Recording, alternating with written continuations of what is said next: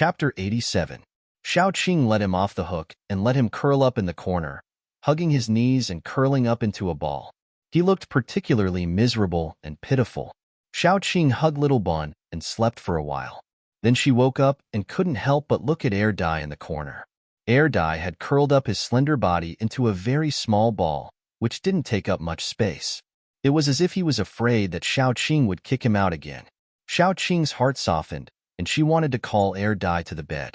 In the end, she steeled her heart and turned over to continue sleeping. However, she couldn't sleep well as she kept thinking about Air Dai's pitiful appearance. After a while, she woke up again. When she turned over, she realized that Air Dai didn't seem to be in his original position. He moved forward a little. Although he didn't move much forward, he definitely moved a little.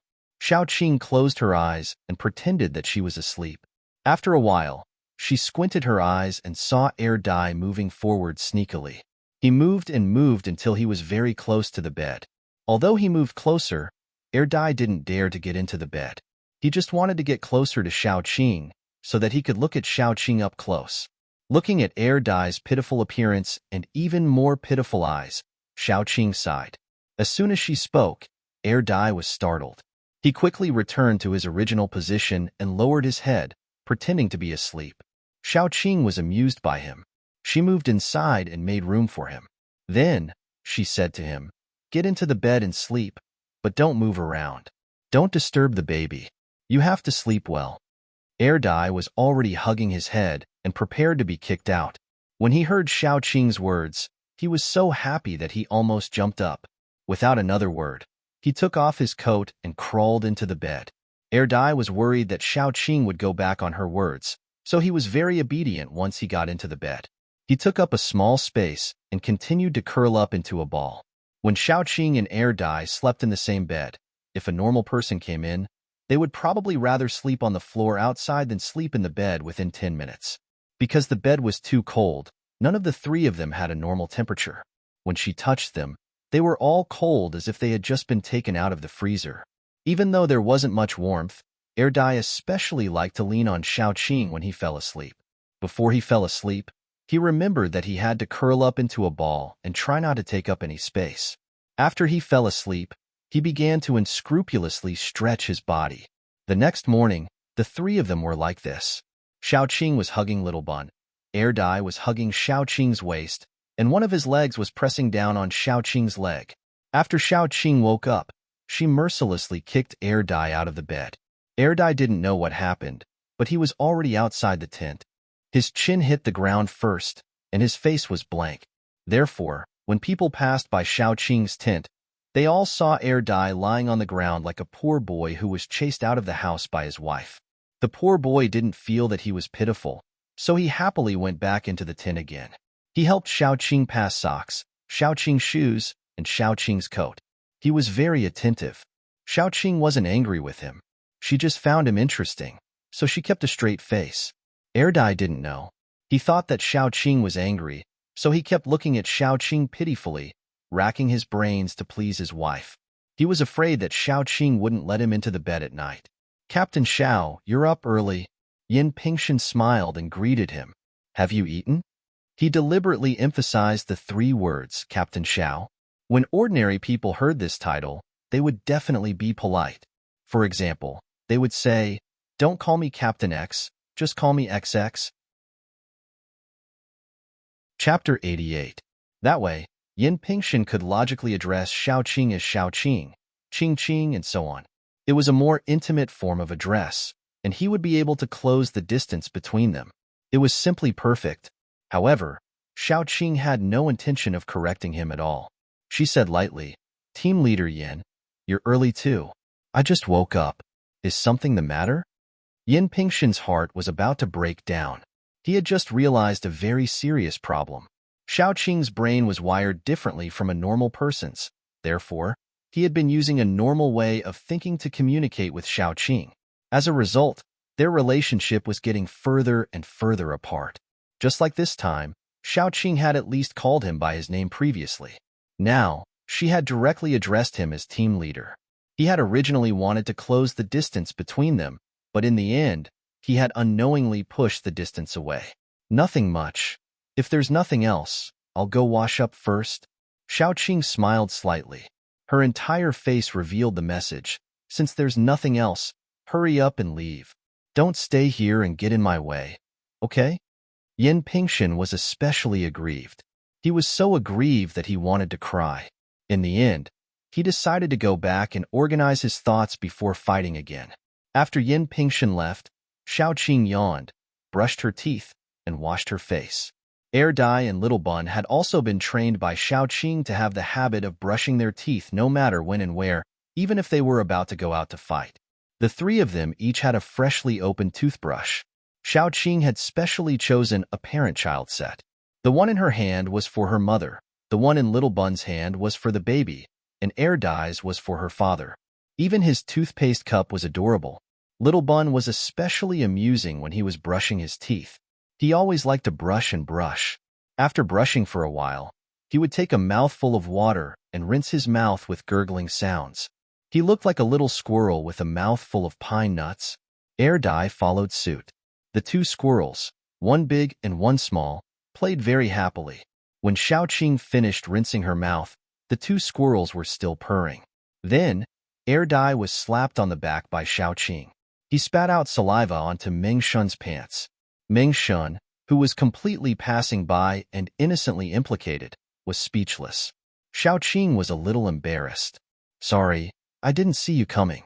Would you like me to take it off and wash it for you? Meng Shun saw that the key part of his pants was already wet, and the traces of wetness were still spreading. He was actually having a mental breakdown. He just wanted to get close to her and see if he could get any information related to the water purification. Then, he ended up like this. People who didn't know better would think that he had wet his pants. Meng Shun was about to refuse. It was just his pants that were wet. It was too bad of him to let Xiaoqing wash it.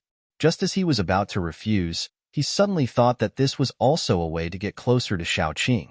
He could take the opportunity to chat with her and become familiar with her. Hence, he said, I don't know how to wash clothes. It's really troublesome. It's not troublesome. Xiaoqing thought for a while and said, it will be too troublesome to change your clothes and send them back. I have Air Dai's clothes in my tent. They are new. I brought them from home. Both of you are about the same height, so you should be able to wear them. Okay. Meng Shun considered that he couldn't parade around with his pants wet, so he agreed. He was about the same height as Air Dai, but Air Dai was thinner. Hence, Meng Shun looked tighter when he wore Air Dai's clothes. I will send them to you when they are dry. Xiaoqing pinched Little Bun's cheeks to make him spit out the water. Then, she took a tissue and wiped Little Bun's mouth. Chapter 89. Well, I actually came here to ask you if you were interested in settling down in Jiangbei Survivor Base. Jiangbei Survivor Base may not have as good benefits as S-City Survivor Base, and the climate there is also worse than S-City Survivor Base, but Meng Shun hesitated for a long time and found that he could not find an attractive reason. In the end, he could only say dryly, but I still hope that you can take your team and stay in our Jiangbei Survivor Base. The corner of Xiaoqing's eyes twitched. She had never seen someone persuade others like this. He pointed out the shortcomings of his own base, and in the end, he said dryly, do you want to come or not? Who would go there? Moreover, Xiaoqing's savings were all in S-City Survivor Base. Just the food she had saved during these days of missions was enough to make her reluctant to leave. If it was not to the point where she had to move, Xiaoqing would not be ready to leave S-City Survivor Base. Meng Shun also knew that his words were particularly unpersuasive, but he still couldn't help but say, when we arrive at Jiangbei Survivor Base, I will take you around. The people in our base are very nice. Maybe you will like it. He now felt that he was very useless. When he was with Yin Pingshan, he could make Yin Pingshan unable to say a word. When it came to Xiaoqing, he was so useless. Maybe he really should treat his social difficulties. Although Yin Pingshan always said that he couldn't control himself in front of beauty, he still felt that it was really necessary. Maybe. Xiaoqing was too embarrassed to refuse directly. She said euphemistically, we are going to have breakfast. Have you eaten? Do you want to join us? Meng Shun shook his head. I have eaten. I will go back first. You guys eat. After Meng Shun left, Xiaoqing poured a glass of water for Xiaobao to rinse his mouth. Erdai was very dissatisfied with Xiaoqing's different treatment. He pouted and showed the circle of foam around his mouth to Xiaoqing, trying to let Xiaoqing wipe it for him. Then Xiaoqing slapped a piece of tissue on his face. Erdai was speechless. After breakfast, they packed up their tents and other things and continued their journey. According to Yin Pingshan, the way back was much smoother than when they came. At this speed, they would be able to return to the Jiangbei survivor base in less than 10 days. Xiaoqing was not as optimistic as him. She looked at the map. The terrain of this area was not flat. There were mountains and hills. After this section of the road, they would arrive at a densely populated area. There would definitely be a lot of zombies. In the wild, they would face many unknown dangers. Otherwise, when Meng Shun and the others came, there would not be so many injured people. So now was not the time to relax. When she was in the S-City survivor base, she saw with her own eyes that a group of paranormals was ambushed by a group of ordinary zombies, led by a high-level zombie very close to the base. People were like that. When they were at home, they were often the most relaxed. They were very close to the base, so they let their guard down. In the end, they were all wiped out. Naturally, the result was very miserable. After being bitten, paranormals would not become zombies. What awaited them was only to be slowly eaten. This was also a kind of fairness from God. After ordinary people were bitten, they would become zombies.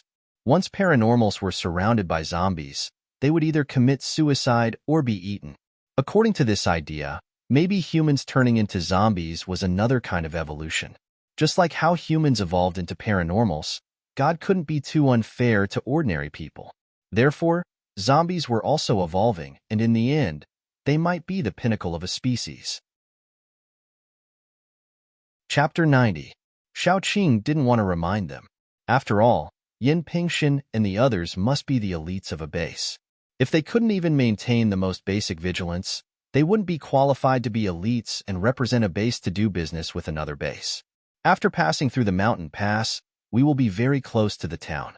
When we get there, we can enter the town and search. Many rural farmers will grow vegetables in their own homes. Maybe we can find something. Yin Pingshan's off-road vehicle and Xiaoqing's car were moving forward. He chatted with Xiaoqing for a while. If it was a small team of paranormals carrying enough rations, they wouldn't risk entering a town.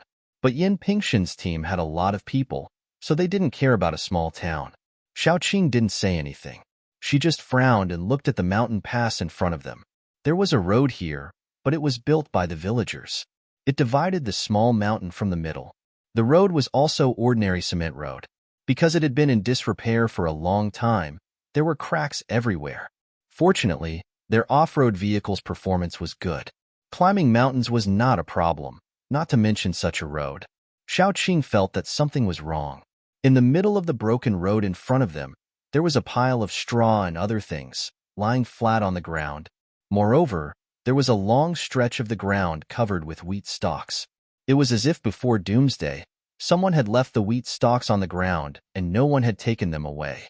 Speed up a little bit, Yin Pingshan shouted and looked at his watch. Before he could tell Xiaoqing the time, the first car fell with the wheat stalks. The car behind didn't stop in time and also fell in. It turned out that under the wheat stalks, there was a very deep pit. It was at least 10 meters deep. Ordinary cars that fell in would never be able to climb out. The third car braked and almost rear-ended it. Because everything happened too quickly, they weren't prepared at all. Everyone be careful. Yin Pingshan's face was very ugly. This big pit was dug by man. It was absolutely not natural. Didn't they see that someone had covered it with wheat stalks? But he didn't think about it. As a result, he was careless and almost lost 2 cars. The car leading the way belonged to the blazing team.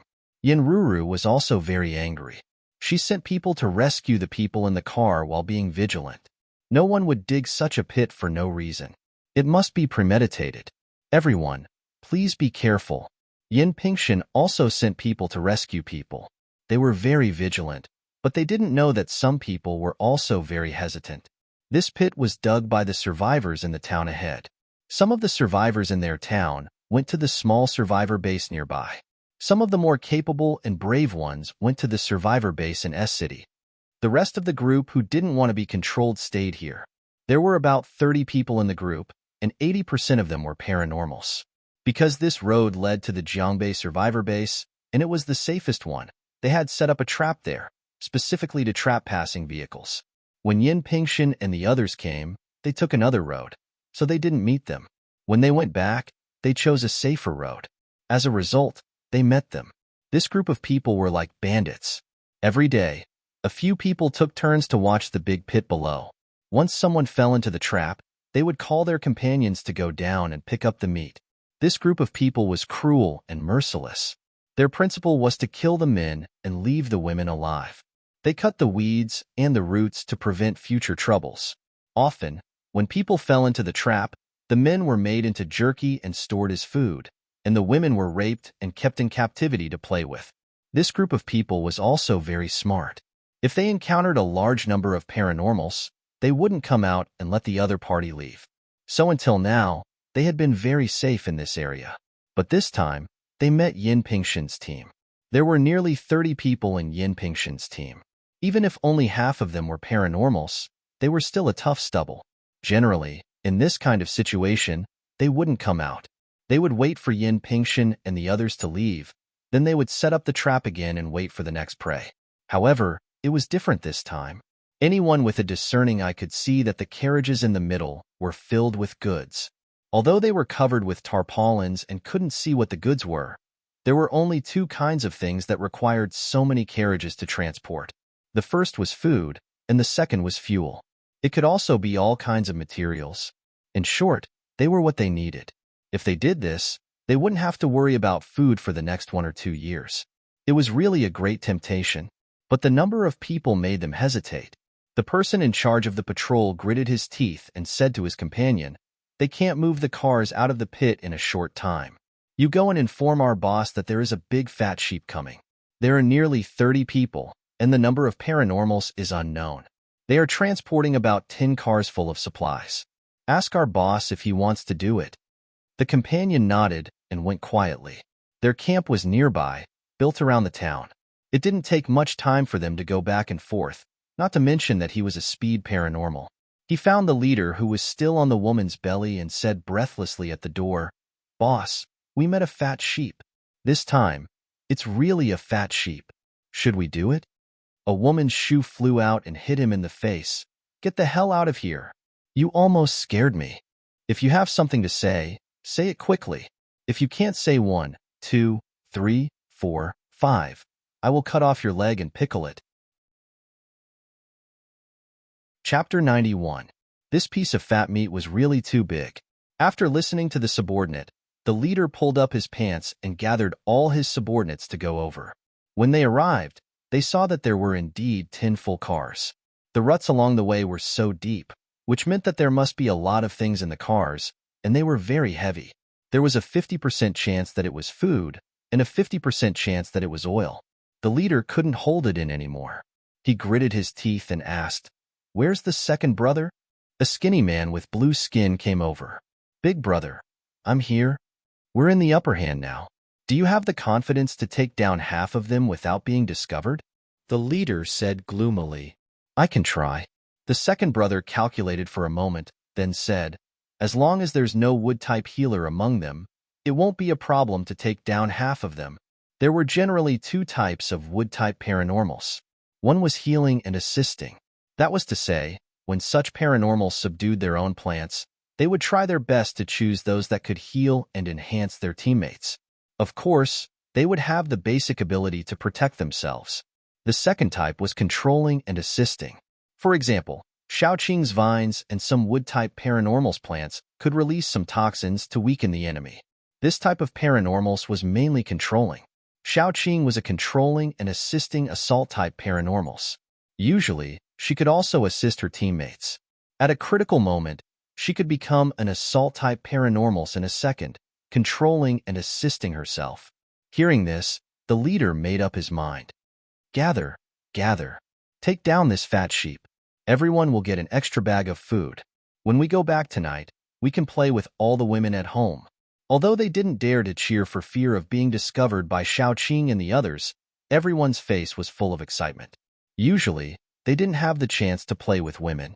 After all, there were very few women, and they usually didn't get a chance to play with them. Therefore, everyone had been in love with their left and right hands for a long time. Now, they were all staring at Xiaoqing and the others with shining eyes.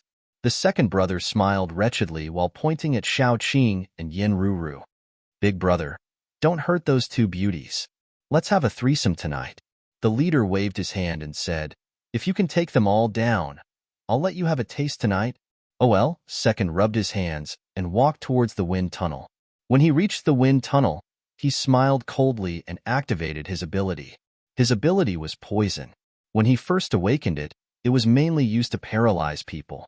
When he reached level 2, he had an additional type of poison that could paralyze people. Usually, when he encountered a large number of fat sheep, he would release the poison first. When those people were either paralyzed or unconscious, the others would rush forward and tie them up. Therefore, the leader valued him very much and gave him a lot of zombie crystal nuclei, hoping that he could reach level 3 as soon as possible. After all, when he was at level 2, he could only poison people who were above level 2. For paranormals who were above level 2, the effect of his poison was very small. If OL2 could reach level 3, with his special ability, he would be invincible. The colorless poison, with a faint fragrance, blended into the wind and slowly drifted to Xiaoqing and the others. Yin Pingshan and Yin Ruru had just rescued people from the car and were commanding several strength-based paranormals to drag the car out. Xiaoqing smelled a faint fragrance. Since her sense of taste and pain had been reduced to a very low level, her sense of smell and hearing had become particularly sensitive. More importantly, when she smelled that fragrance, the wood energy automatically circulated in her body, as if it was cleaning something. Chapter 92. At that moment, Xiaoqing understood. She hurriedly called out to the others, "Hold your breath. There's poison in the wind." Xiaoqing's words were timely, but some people were still poisoned. Those who were poisoned were all second-level paranormals and below. People like Yin Ruru only felt a little dizzy at most, because the poison couldn't enter her body at all. Even if some poison entered her body, it would be quickly removed by Yin Ruru's energy. Another example was Xiao Tong. She had the habit of setting up a simple spirit shield around her at all times, so the poison would be removed as soon as it touched the shield. It couldn't hurt Xiao Tong at all. Moreover, some paranormals who were at the peak of second level and not far from third level were also not affected. They could be removed in a short while. However, those who were hiding in the dark didn't know that. They only saw a large number of people fall down. The leader suddenly became excited, as if the fat sheep had already entered his pocket. "Brothers, let's go. Capture the women alive, and don't leave the men alive." A group of people rushed down. Yin Ruru was very calm. She ordered the rest of the people to move the poisoned ones back. If they were accidentally hurt during the fight, they would have nowhere to cry. Xiaoqing also saw Yin Ruru's thoughts. She stepped forward and asked, "Who are you?" "Little girl, is there something wrong with your brain?" "I'm your husband." The leader laughed lewdly and said, "Didn't we sleep together last night? You don't recognize me now after putting on your pants?" Xiaoqing's eyes immediately became cold. Dai was about to rush out and attack, but he was stopped by Xiaoqing. Xiaoqing smiled faintly. "What did you just say? I didn't hear you clearly." "I said I'm your husband, and I also like the little girl behind you. How about you serve me tonight? She's so young." "Second brother, don't you think they look like mother and son?" How could the leader be afraid of Xiaoqing?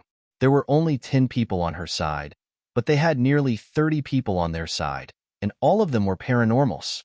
Second brother immediately chimed in. "To be able to fuck a mother and daughter, boss, your luck with women isn't shallow. How about you let me have the hot chick next to you?" "No problem. We brothers should share our blessings." The leader laughed. Xiaoqing looked at Yin Ruru, and then looked at the captain of Meng Shan's team. Although she was asking, her tone was very cold. "How about leaving the two of them to me?" Yin Ruru's weapon was a whip. It was made of the spine of a mutated tiger and had been specially processed. She didn't ask Xiaoqing if she could use it. She just said, "Lend me that ice element guy over there. I'll get rid of all the troublesome minions for you." The other captain also nodded. "Do what you can. Be careful. If you can't do it, call us for help."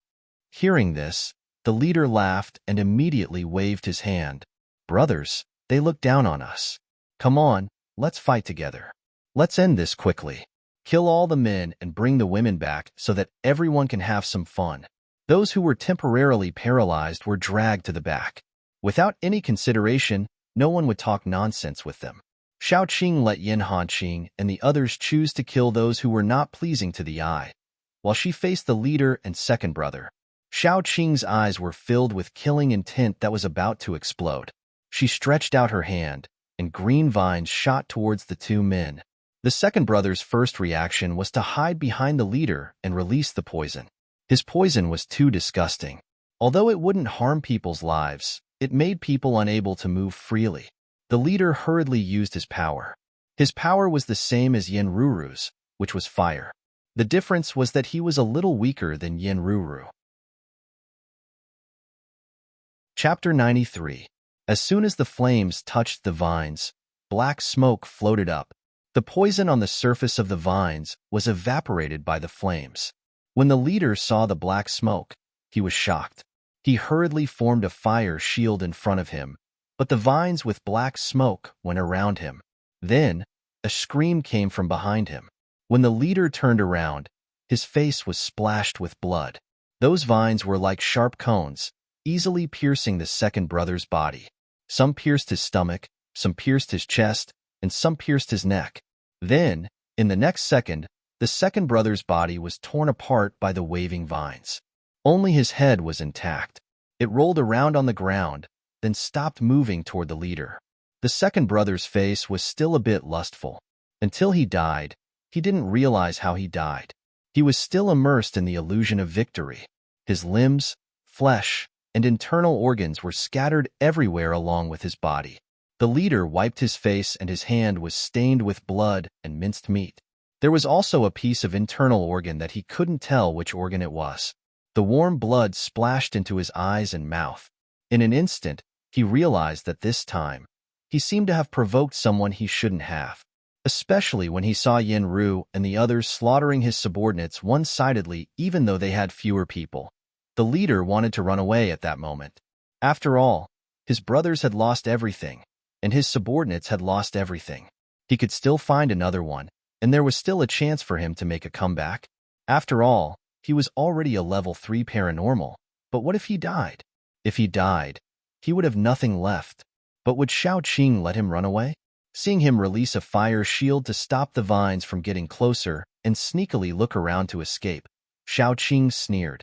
Little Tong. Xiaotong immediately released her power. When Xiaotong was a level 1 paranormal, she could only release a shield to protect herself and her companions. This was probably because she had been beaten and scolded since she was young, which caused her to have an extreme desire for a sense of security. That was why this ability appeared when she awakened. When she reached level 2, Xiaotong's biggest desire was to help Xiaoqing instead of feeling safe. Thus, she gained a second ability, which also gave her the ability to attack. The invisible spiritual power hit the leader's head in an instant. When Xiaotong was a little stronger, she could even use this ability to blow up other people's heads invisibly. Unfortunately, she was still a little weak now. All she could do was make the leader feel a sharp pain in his head and temporarily lose his consciousness. That was enough. In an instant, the dense fire shields around the leader dissipated along with his spirit. The vines took advantage of this opportunity to invade. Although the leader had already woken up at this time, it was already too late. The vines had already wrapped around his neck and limbs. The leader hurriedly released flames to burn the vines, but the paralyzing and corrosive poison had already entered his body through the thorns on the vines. As the poison spread, the flames became weaker and weaker. The vines also slowly tightened, strangling him to the point that his tongue was about to be stuck out. Let me go. I know I was wrong. The leader rolled his eyes as he was strangled. He said intermittently, I saved a lot of food, and money, and crystal nuclei. I'll give them all to you. I'll tell you where those things are. Don't kill me. Yin Pingshan also walked over. Ah Qing, let him live first. Then Yin Pingshan saw the vines suddenly tighten, and the thorns instantly lengthened, piercing into the leader's neck. Even though he was so far away, Yin Pingshan could hear the sound of bones breaking.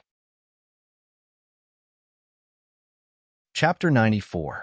The first thing that fell was the leader's arm, followed by his legs, and finally his head. In an instant, only his body was left hanging in the air by the vines. Xiaoqing turned around and smiled embarrassedly. You were a little slow, so I was a little faster. I'm sorry. Yin Pingshan silently swallowed his next words and said flatteringly, Good job. He just wanted to ask if there was a place to grow crops in the town. Xiaoqing was too cruel. Fortunately, there were still many small fries left, so he could ask them one by one. Your leaders are all dead. Surrender. Yin Ruru waved her long whip, which was covered with a layer of dark flame. Whoever it landed on would have their skin and flesh burnt and their bones broken. Those small fries were about to surrender, but Xiaoqing shouted, Kill them all. Don't leave a single one alive. Yin Ruru looked at Xiaoqing doubtfully. After all, it was a little cruel to kill them all. After all, although the leader was very bad, some of his subordinates might have been coerced. Xiaoqing smiled coldly and said, Ask them. Which one of them hasn't eaten human flesh? Which one of them hasn't killed? Didn't you hear that sentence? Kill all the men and capture all the women alive. They have already harmed so many people. Even if they were unwilling at the beginning now, I'm afraid they like this kind of life more than anyone else. They only need to plunder and kill to live a good life. Yin Ruru also reacted and waved her hand. Kill them all. Don't leave a single one alive. Perhaps Xiaoqing's method of dealing with them was very rough, but she was right. These people had long fallen. Even if they were let go, they would still find another place to continue robbing. After tasting the pleasure of reaping without sowing, they could not change. Instead of letting them continue to harm others, it was better to kill them all and take it as a good thing. Soon, those small fries were almost all killed, leaving only one who looked a little younger. Yinru kicked him and said, Lead the way for us later. We'll go to your lair, understand? I know, the young man with multicolored hair said in a trembling voice. At this time, those paranormals who had been temporarily paralyzed had not recovered, because Xiaoqing and the others had ended the battle too quickly. Yin Ruru led her people to clean up the battlefield. The big pit dug by the robbers was very useful. After all the corpses were dug out, they were thrown into the big pit.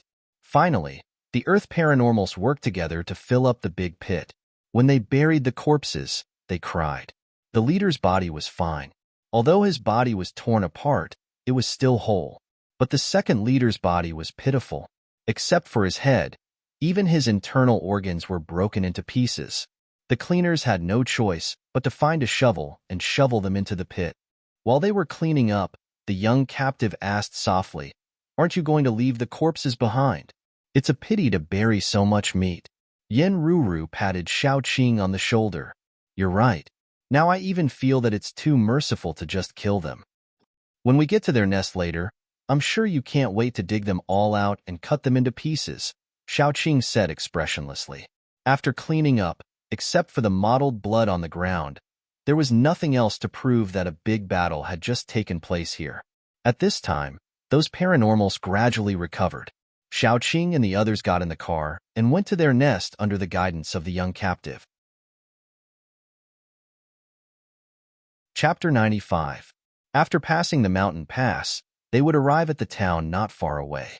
Their base was located between the town and the mountain. They had built their base well, surrounded by thick wooden fences. Inside the base should be the houses on the edge of the town, which had been occupied by them. When the off-road vehicle stopped outside, some people who stayed behind secretly looked out. Yin Ruru escorted the young captive out of the vehicle, followed by a large number of people. Those who stayed behind were immediately frightened. Break in. Xiaoqing was the first to make a move. Vines flew out in an instant and tore apart the guardrails on both sides. Gu Panpan took the lead and slammed into the guardrails with her body. The iron gate flew out along with half of the guardrails. Xiaoqing led the group of paranormals behind her and rushed in, knocking down the few paranormals who stayed behind at the gate in minutes. I'll bring some people over to take a look and ransack their warehouse. Yin Pingshan rubbed his palms and was very happy. Xiaoqing and Yin Ruru took some people to search for survivors. Fortunately, this small stronghold was not big, so the search was very fast.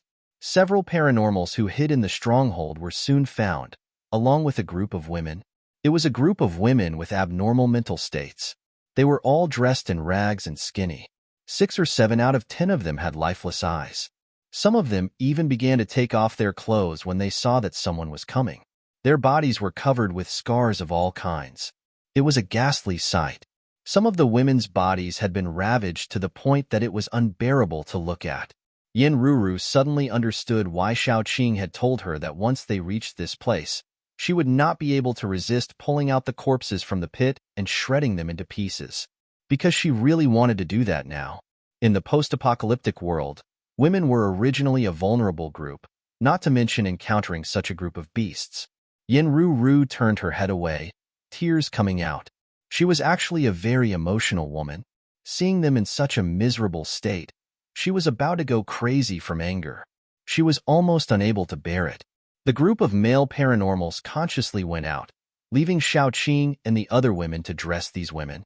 Not all of the women were crazy. Some of them were still sane. One of the women asked tentatively, "Were you also captured?" Xiaoqing shook her head. "You are free now. We have killed all the bandits here. No one will force you anymore." All of a sudden, those women seemed to have gone crazy as they pounced on a woman in the corner. That woman was wearing a very beautiful dress. The hem of her dress had traces of being deliberately torn and smeared with dirt. The woman screamed, "What are you doing?" She was pinned down in the middle by a group of crazy women, and screams immediately rang out. These women were all ordinary people, and they only knew how to scratch and bite. However, each of them wanted to eat her up, and they viciously tore off piece after piece of meat. Soon the ground was covered with blood, and so were their bodies. They really looked like a group of lunatics. That woman was bitten to death. When she died, there was no intact part of her body. The woman who spoke first wiped the blood from her mouth and spat. "We were all captured and humiliated, but this woman clung onto that bastard and helped him torture us. Several of our sisters were tortured to death just like that. Among them were 2 children, one 13 years old and the other 16 years old. I'd like to see what color her heart is. No matter what happened, it's over now. Don't be sad." Yin Ruru didn't know how to comfort them. She just wiped her tears and said, "Anyway, you are free now." The woman's eyes lit up and then dimmed. She held her legs and began to cry. Her crying infected the other women, and soon they all cried together. Xiaoqing waited patiently for them to stop crying. When they slowly sobbed, she said softly, "There is a Jiangbei survivor base in front of us, and there is a survivor base in S City behind us. There are also some small bases nearby, but they are not as safe as the big ones. You can consider where to settle down." Chapter 96. The few sensible girls looked at each other, but no one said anything in the end. No matter which base they went to, they had to walk a long way. Besides, they were a group of girls, so it was not safe for them to go anywhere. There was no guarantee in a small base. It was inevitable that some people would see them as girls and do something bad to them, or even imprison them. How much better would that situation be than now? If they went to a big base, it would be much safer. However, they were all weak girls, ordinary people, and some of them were not sane. It was such a long way to go to a big base. How many of them could reach there alive? Women who could live until now without going crazy were all very smart and had high endurance. Regarding the above conclusion, everyone was very clear, but no one said anything, because they all knew that no one had any obligation to take a group of useless women with them.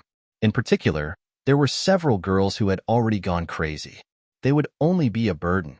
Smart people would not choose to take them with them. Yin Ruru looked at Xiaoqing with some embarrassment. She also knew this, so even if she sympathized with these women, she did not say that she would take them with her. If they were near S City base, and there were only her own team of paranormals, she would dare to say that. However, she was now on a mission. Yin Pingshan was her employer, and she was just a mercenary. Therefore, she could not make this decision. Xiaoqing did not say anything. She was silent for a long time, and then said to Yin Ruru, "Take them out and find Yin Pingshan." This kind of hot potato was better left to Yin Pingshan. After all, Yin Pingshan was the employer, so it was better to let him make the decision. Yin Ruru nodded and breathed a sigh of relief. She put on the girls' clothes and took them out. Yin Pingshan had found the warehouse and was directing people to move things out. There were several captives tied up together beside him. Although a lot of things were moved out, there was no happy expression on his face. Xiaoqing walked over and found that most of the things in the warehouse were corpses. The corpses had been cleaned clean, their internal organs had been removed, and their heads had been cut off.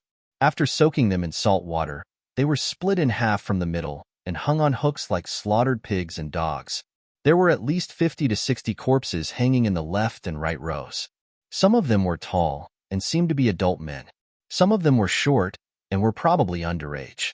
It was no wonder that Yin Pingshan's expression was so ugly. Anyone who saw such a tragedy would have an ugly expression. When the women saw the captives beside Yin Pingshan, they clenched their teeth and wanted to pounce on them. But since Xiaoqing and the others didn't say anything, they didn't dare to do anything rashly. However, a woman who looked to be in her 30s and had a great figure pounced on them. Her hair was disheveled. After pouncing on them, she bit one of them on the throat. Everyone heard a clear scream and the sound of blood pouring down her throat. Gulp, gulp. The other woman hurriedly said, "Please don't be angry." Her sister was still pregnant when she was raped by this man. After that, the man even cut out the child in her dead sister's belly just to see the gender. Then, he fed the child to wild dogs. From that day on, she went crazy. Xiaoqing wasn't angry at all. She used vines to pull the captives who were still alive out one by one and asked the women, "Live or die?" The captives kept begging for mercy and repenting, but the women were very determined. This kind of beast, it's too easy for them to die.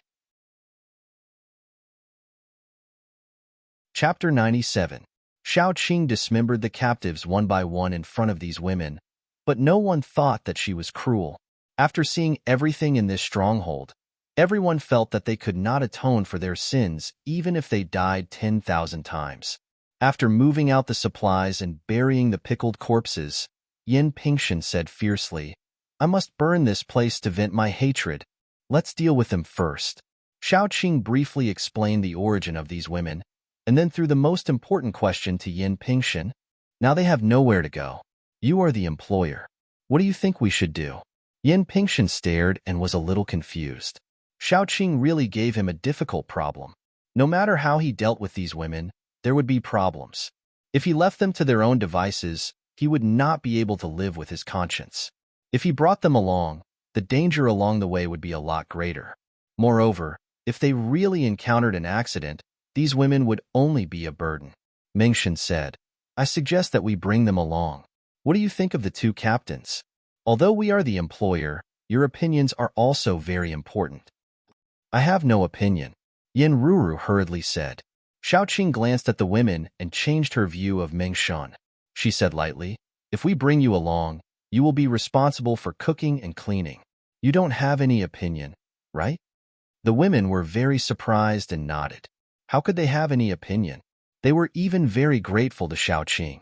Xiaoqing made them feel that they were still somewhat useful. "Then let's bring them.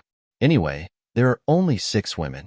Sister Yin can bring 3, and I can bring 3. Xiaoqing said calmly, "Have you moved everything out? If you have, let's go." "Okay."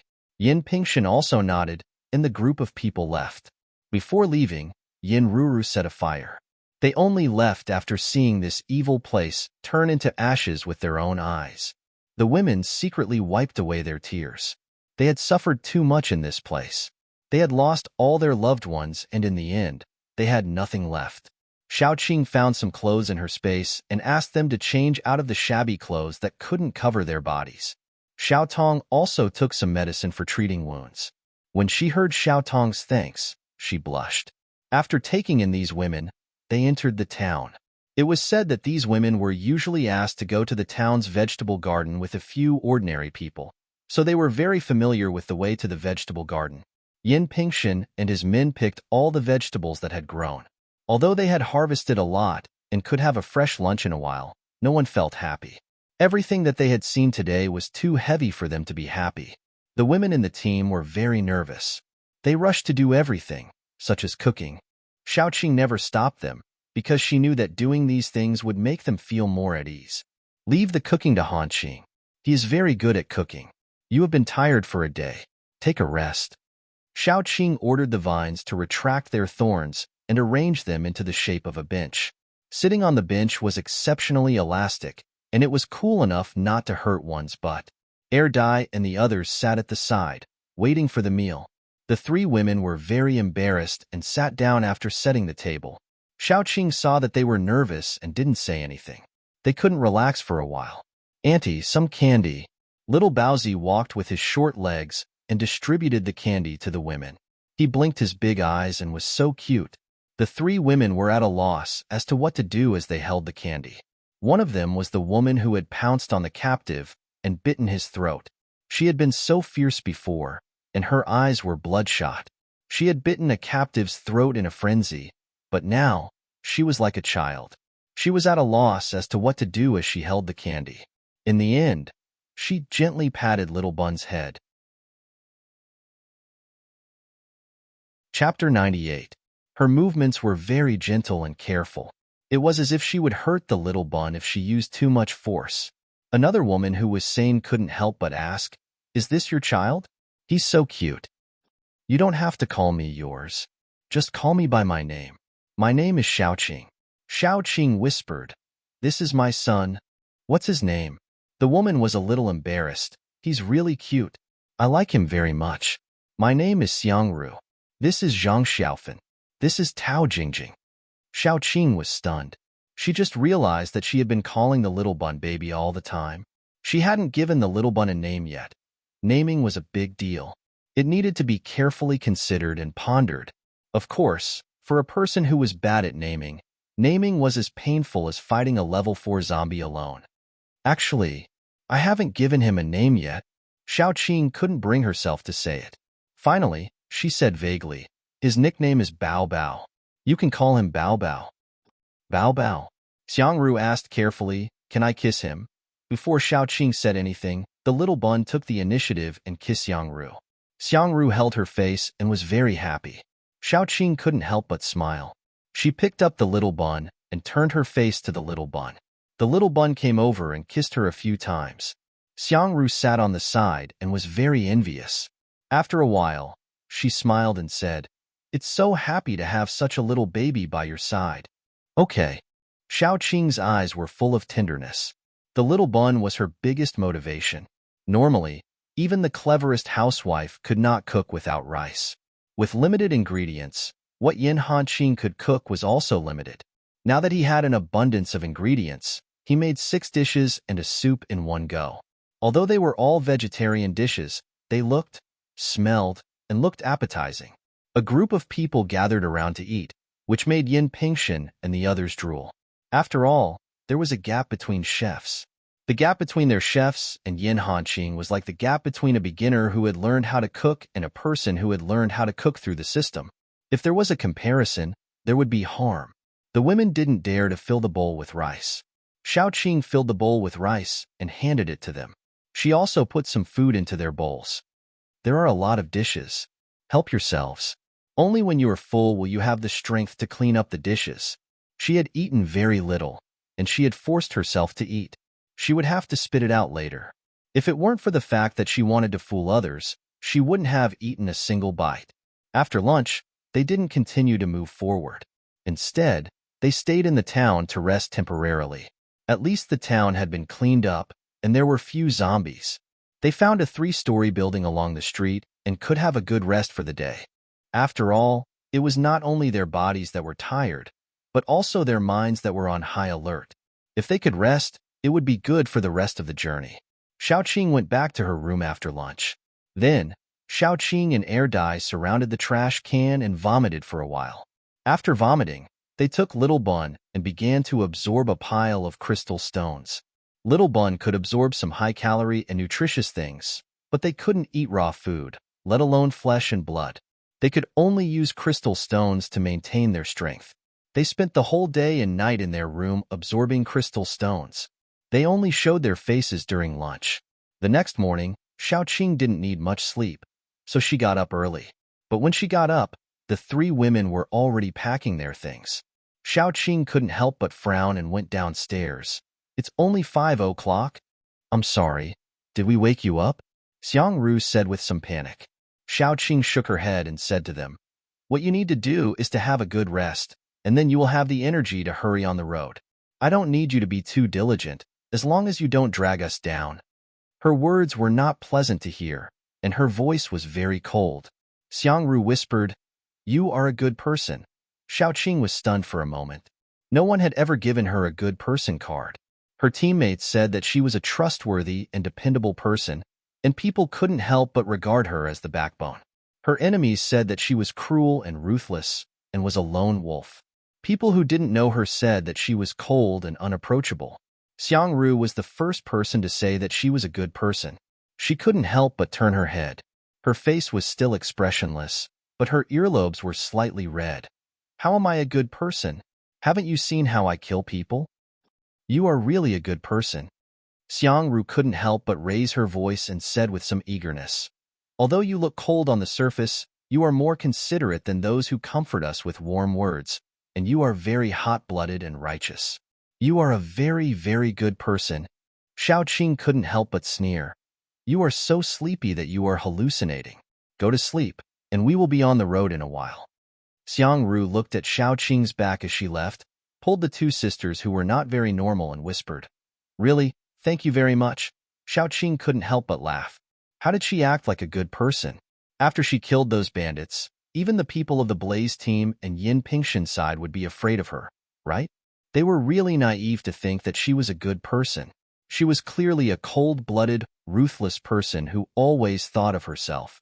How could she give others the illusion that she was a good person? As soon as Xiaoqing went out, she saw Meng Shun sitting at the door, wiping a dagger.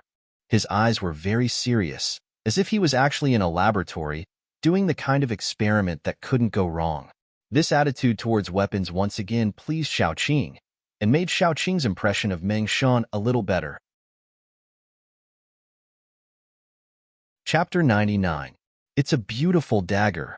Meng Shun was stunned for a moment. He probably didn't expect Xiaoqing to take the initiative to talk to him. He said shyly, a very important person gave it to me. Someone you like? Can I have a look? Xiaoqing had an indescribable love for cold weapons. She had once bought a cabinet to store short weapons.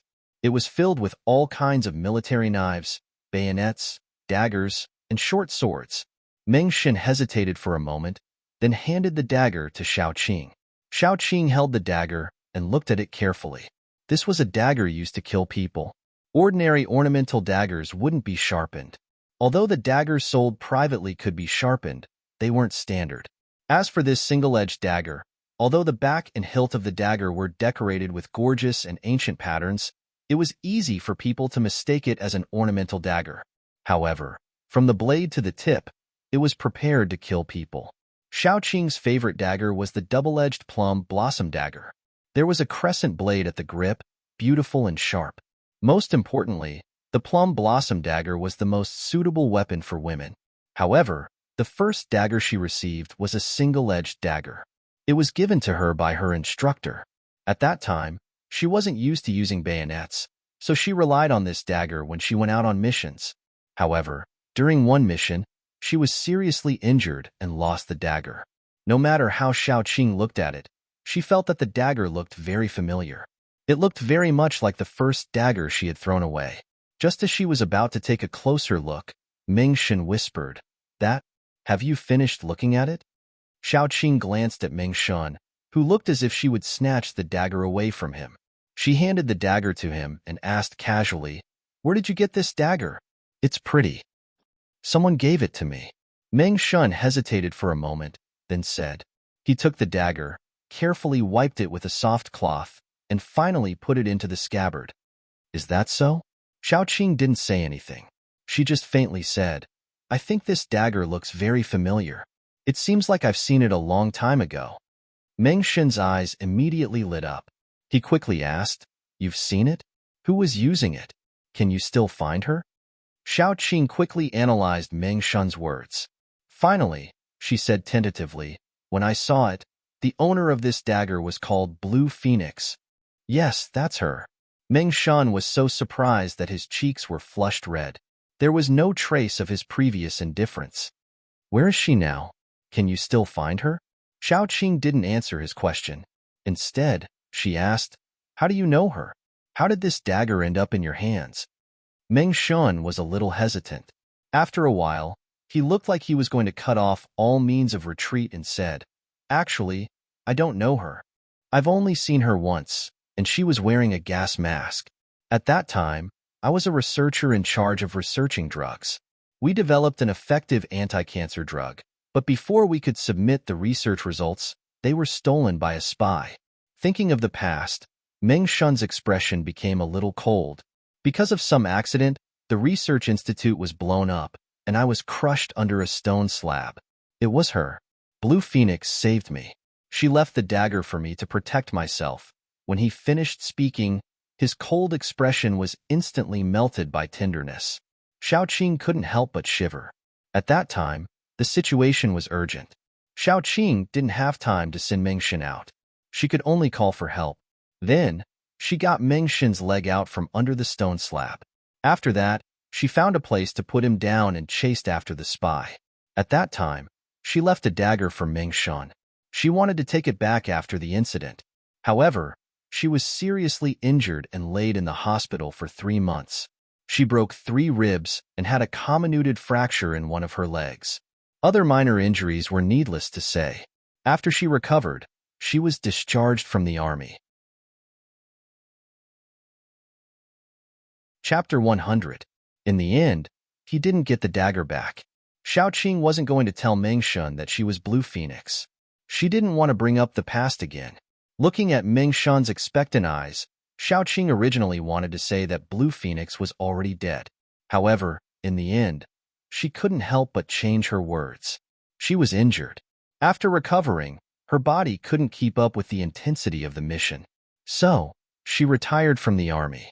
I heard that she transferred to work and went home to marry and have children. Meng Shan opened his mouth, but no words came out. He lowered his head slightly, unable to hide the disappointment on his face. After a long time, he said, I'm relieved that she's doing well. Originally, I wanted to return the dagger to her. She doesn't need it anymore. Xiao Qing stood up. I'll go see if dinner is ready. Meng Shan nodded his head, tightly gripping the dagger. There were some things that he couldn't forget. Every night, he would dream of that white hand gently pulling him up. Even in the smoke-filled space, he could smell the faint fragrance on her body. It was very faint. He had tried to find out the people who participated in that mission several times. However, Xiao Qing was in a secret unit, so she couldn't reveal any information.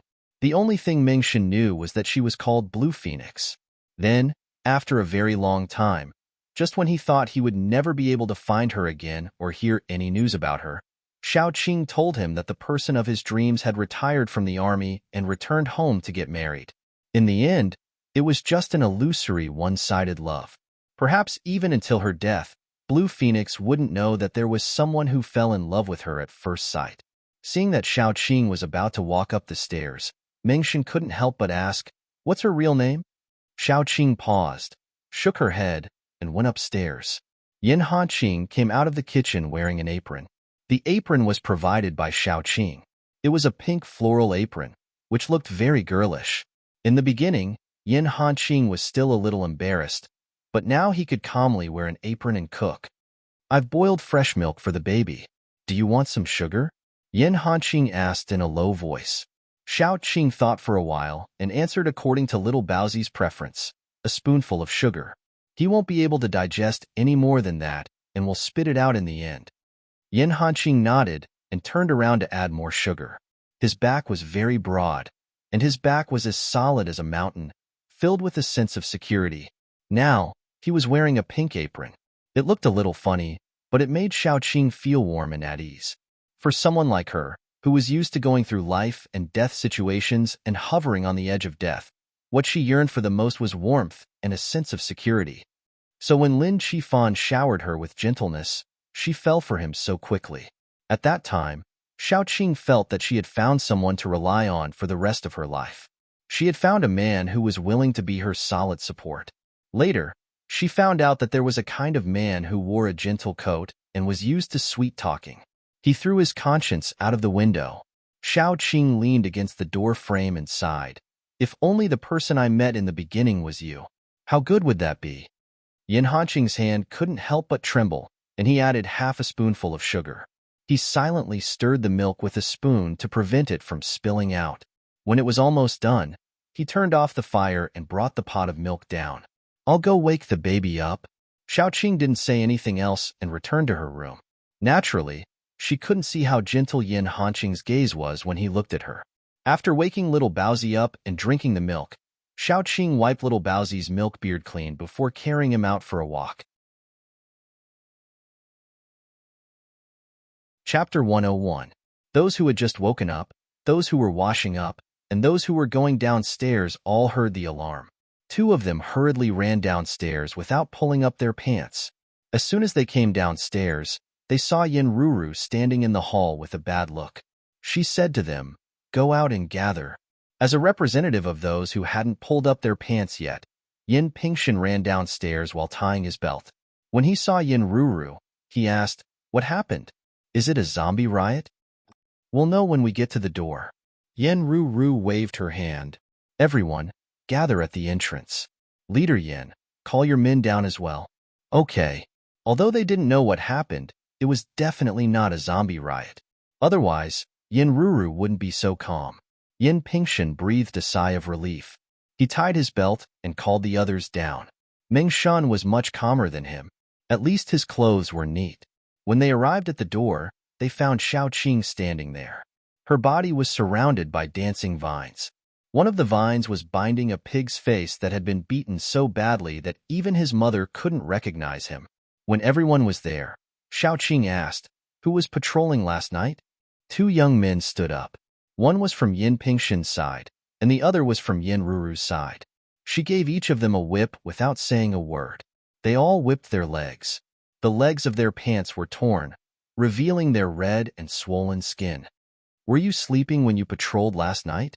Someone sneaked into those girls' rooms and raped them. Didn't you find out?" Xiao Qing didn't seem to have any big emotional fluctuations. Her voice was very calm, but it made them tremble with fear. Suddenly being beaten, the two who were still angry immediately felt ashamed and stopped talking. It was their fault. What's more, they did slack off last night. They thought that there wouldn't be any danger in this small town, as the robbers had cleaned up the surroundings. So they slacked off for a while. They didn't expect that the zombies didn't come, but there was a traitor. After slapping the two of them, Xiao Qing didn't intend to do anything else to them. She just called out the other 6 women. When the 6 women stood beside her, Xiao Qing said slowly, "When you decided to take them in, was it a unanimous decision? Speak." "Yes." Yin Pingshan and Yin Ruru took the lead, and the others naturally followed. Xiao Qing continued to ask, "At that time, I should have said that if we took them in and took them to the Jiangbei superpower base, they wouldn't eat. They would help with some basic work, such as cooking and cleaning. At that time, I thought that you already knew clearly that they were our companions." Xiao Qing paused for a moment, swept her gaze around, and then said, "However, I never imagined that someone would actually do something worse than a beast."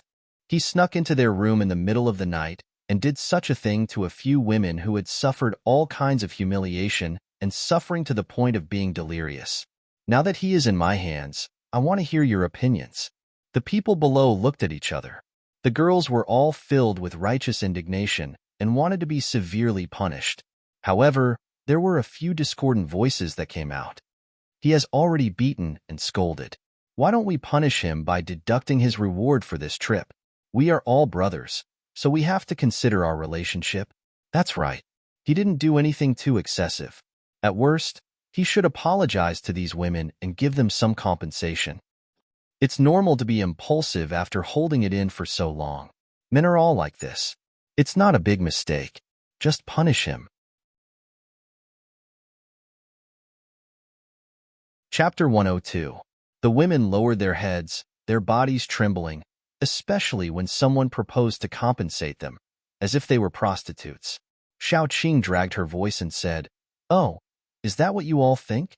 When those people saw that Xiao Qing was not angry, they became a lot bolder and said, just give some compensation. At most, we can ask him to take out all his reward for this trip to compensate these women. With his reward for this trip, it won't be a problem for him to find dozens or hundreds of prostitutes.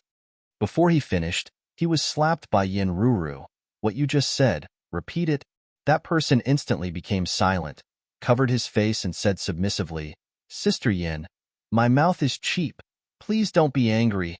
Yin Ruru could not wait to give him another kick to wake him up. Xiaoqing smiled slightly and raised her voice.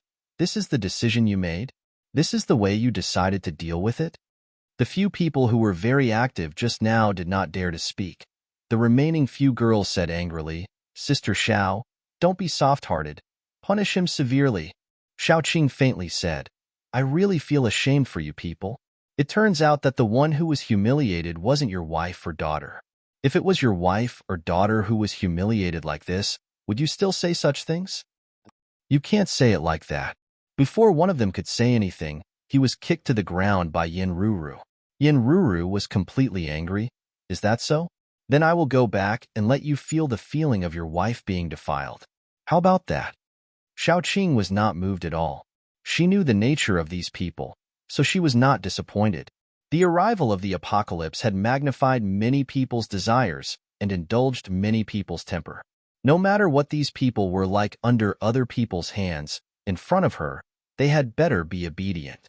She was different from Meng Shan, Yin Pingshan, and Yin Ruru. She was ruthless enough to such people. Today, even if it was her partner who did such a thing, she would not tolerate it, let alone such a thing. Those who think that he should be given a lighter punishment can take a step forward. You can rest assured that even if you stand out, I will not retaliate against you. Xiaoqing said indifferently, no matter what, at least you can rest assured of my reputation. There were whispers below. Some people who had a good relationship with this person braced themselves and stood out.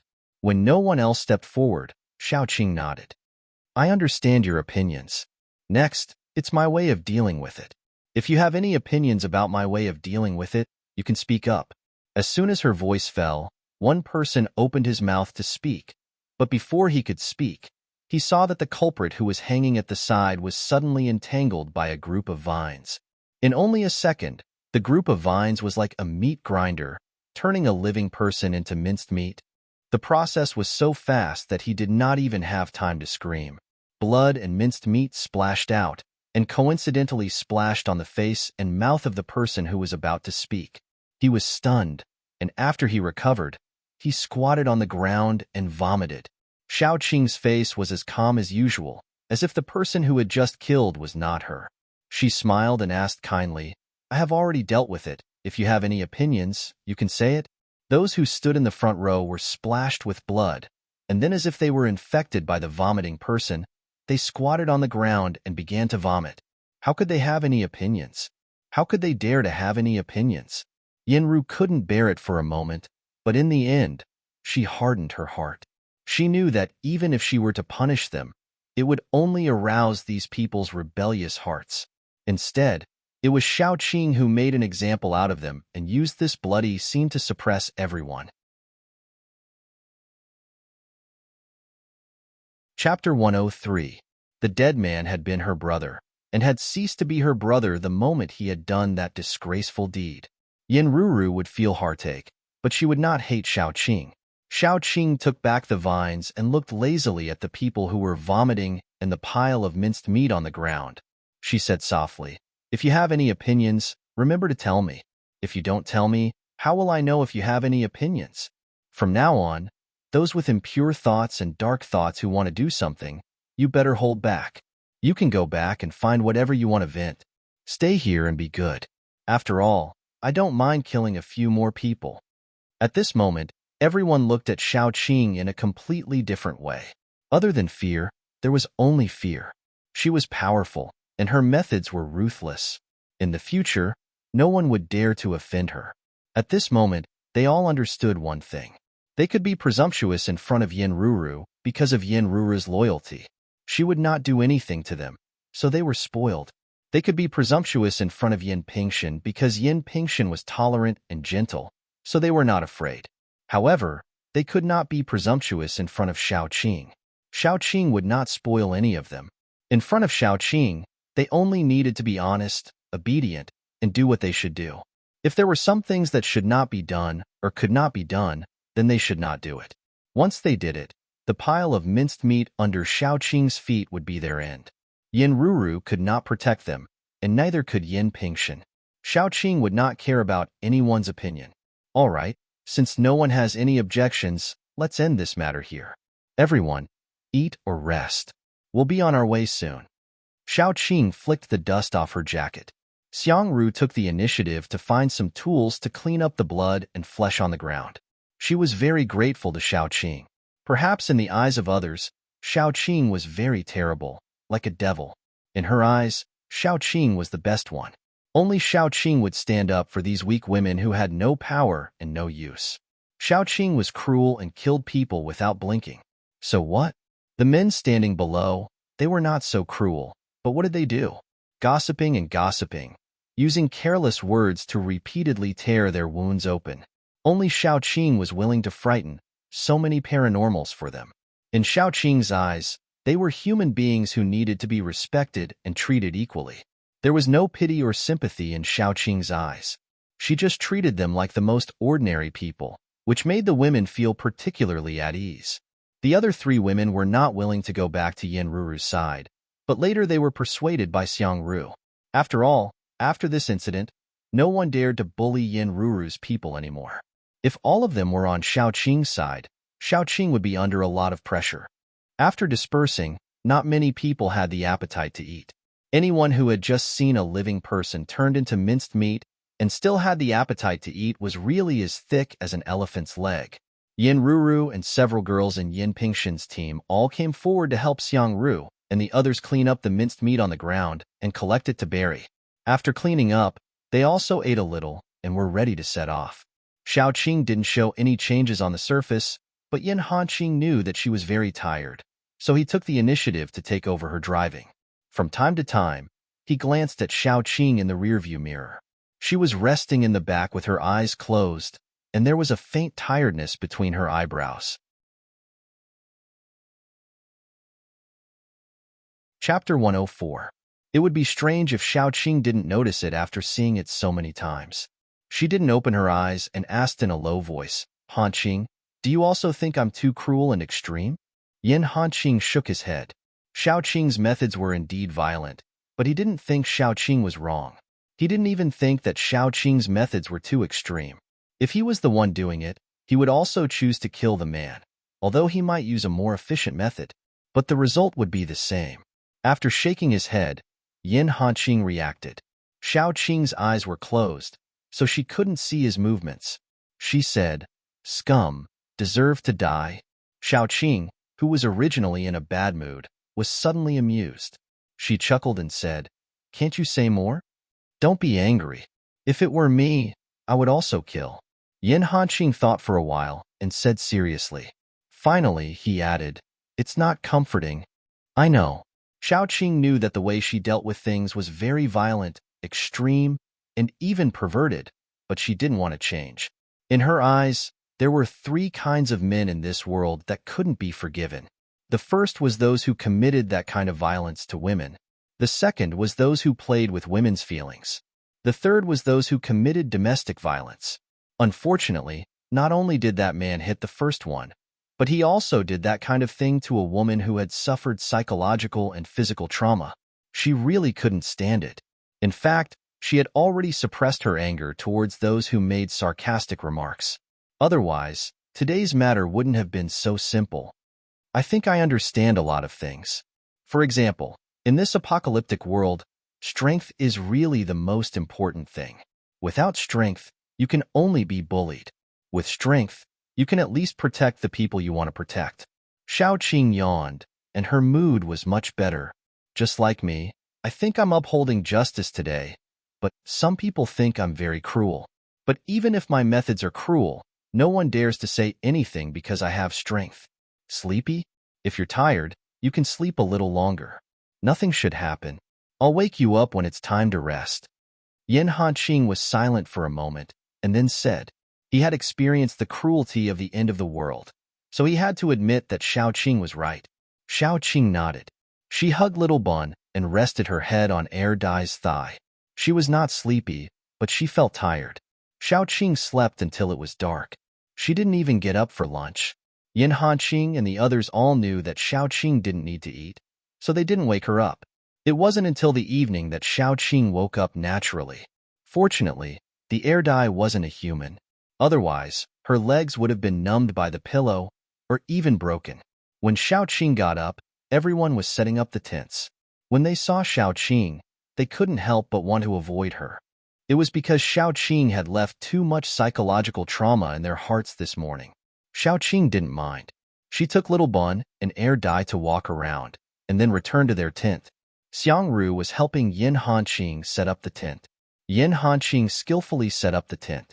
He said that Xiangru was helping him, but in fact, she just handed him a few things.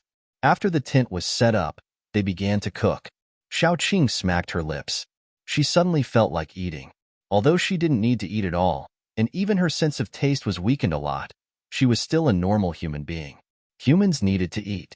Even after absorbing the crystals, Xiaoqing would sometimes have the illusion that she was hungry.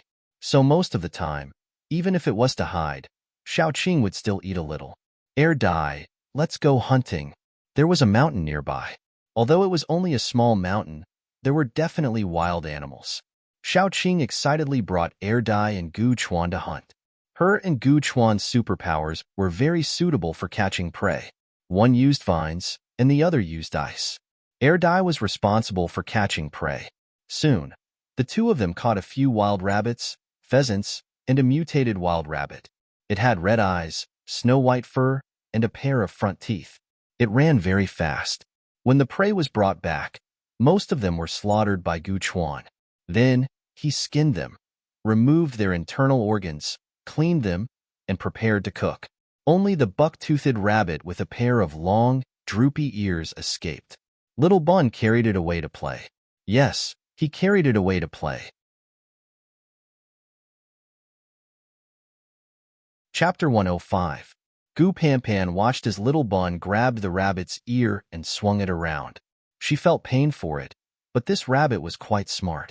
It knew that its life was in Xiaoqing's hands, so even if it was being swung around, it was still very obedient. Xiaoqing originally thought that if it had any strange movements, she would break its teeth, cut its nails, and give it to Little Bun to raise. Or she could just stew it and bring back an obedient animal. Unexpectedly, this rabbit was quite intelligent and behaved very obediently. Xiaoqing decided to let it go for now. All right, bring your baby rabbit over. Xiaoqing waved her hand. It's time to eat. What do you want to eat? Rabbit leg or chicken leg? Little Bun ran over with his short legs, carrying the rabbit. Mama, it's not called baby rabbit. It's called Yaya.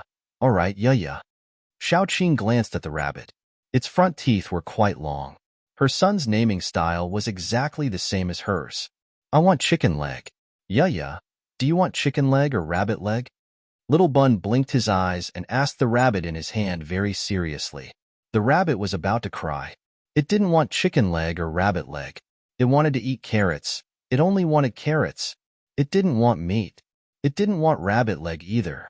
But seeing Little Bun's cute question, Xiaoqing's gaze was dark, as if she was considering where to skin it.